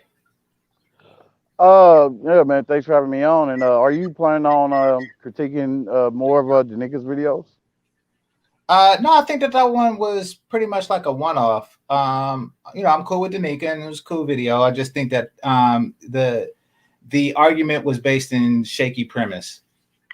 You know, so Yeah. that's all. It was just on shaky ground. Man, it's always good to talk shit, GC. Yeah, always. Hey, Yeah. when you was coming on live, I thought you was gonna get in about the Bernard stream.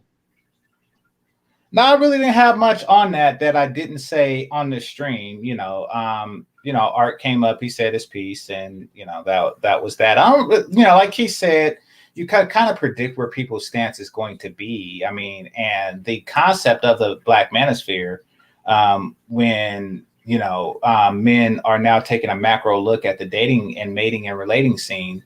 You know, that if you're a dating coach, that's not going to work to your best interest, because then it does lead to stuff like SYSBM, passport bros, or Right.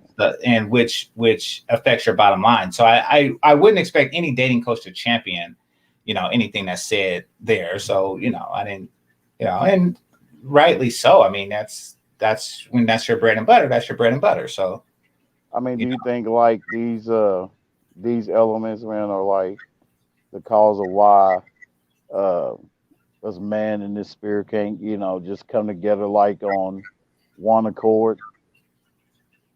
well, what I I mean? think that, yeah, I think that is difficult, but until we get relationships back and functioning, that, you know, because people come together for various reasons, you know, like when you get older, like when you're in school and stuff, you just click with certain dudes, and you know, you come together because you click with certain dudes. But as you get older, it's really more like you meet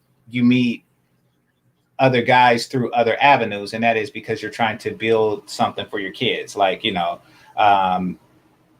you're an assistant coach for a little league team, and you know the coach because of that, you know, et cetera, et cetera. You know, like you I come mean, in like, family yeah, for family reasons. well, ARC brought up something about like something around the lines of that, like, okay, if like we're against marriage or something like that or whatever, you know, it's bug us or something like that. I'm like, damn. I'm like, really? I'm like, you know, but it seemed like though that he believes in marriage in the States. Yeah, I don't So know. I mean, that's what I was getting from that, and yeah, I don't really see that happening, man. Like, I don't see marriage being fruitful for any man, you know, in his right mind, until they change up shit. So, and I don't know if they're gonna change up shit, wait like till the last minute, you know what I mean, when shit start really going downhill. But yeah, I can't rock with that, man. Okay, I appreciate it. All right, so yeah, I'm gonna hang on for a minute. I'm gonna ask you something. okay. Now I'm going to do movie nights. If you're interested, then go ahead and send me an email at gamechanger00100@gmail, and we can discuss it, and I'll send you the link there. Outside of that, I'd like to thank everyone for participating. This is Game Changer 00100. Game over. Peace.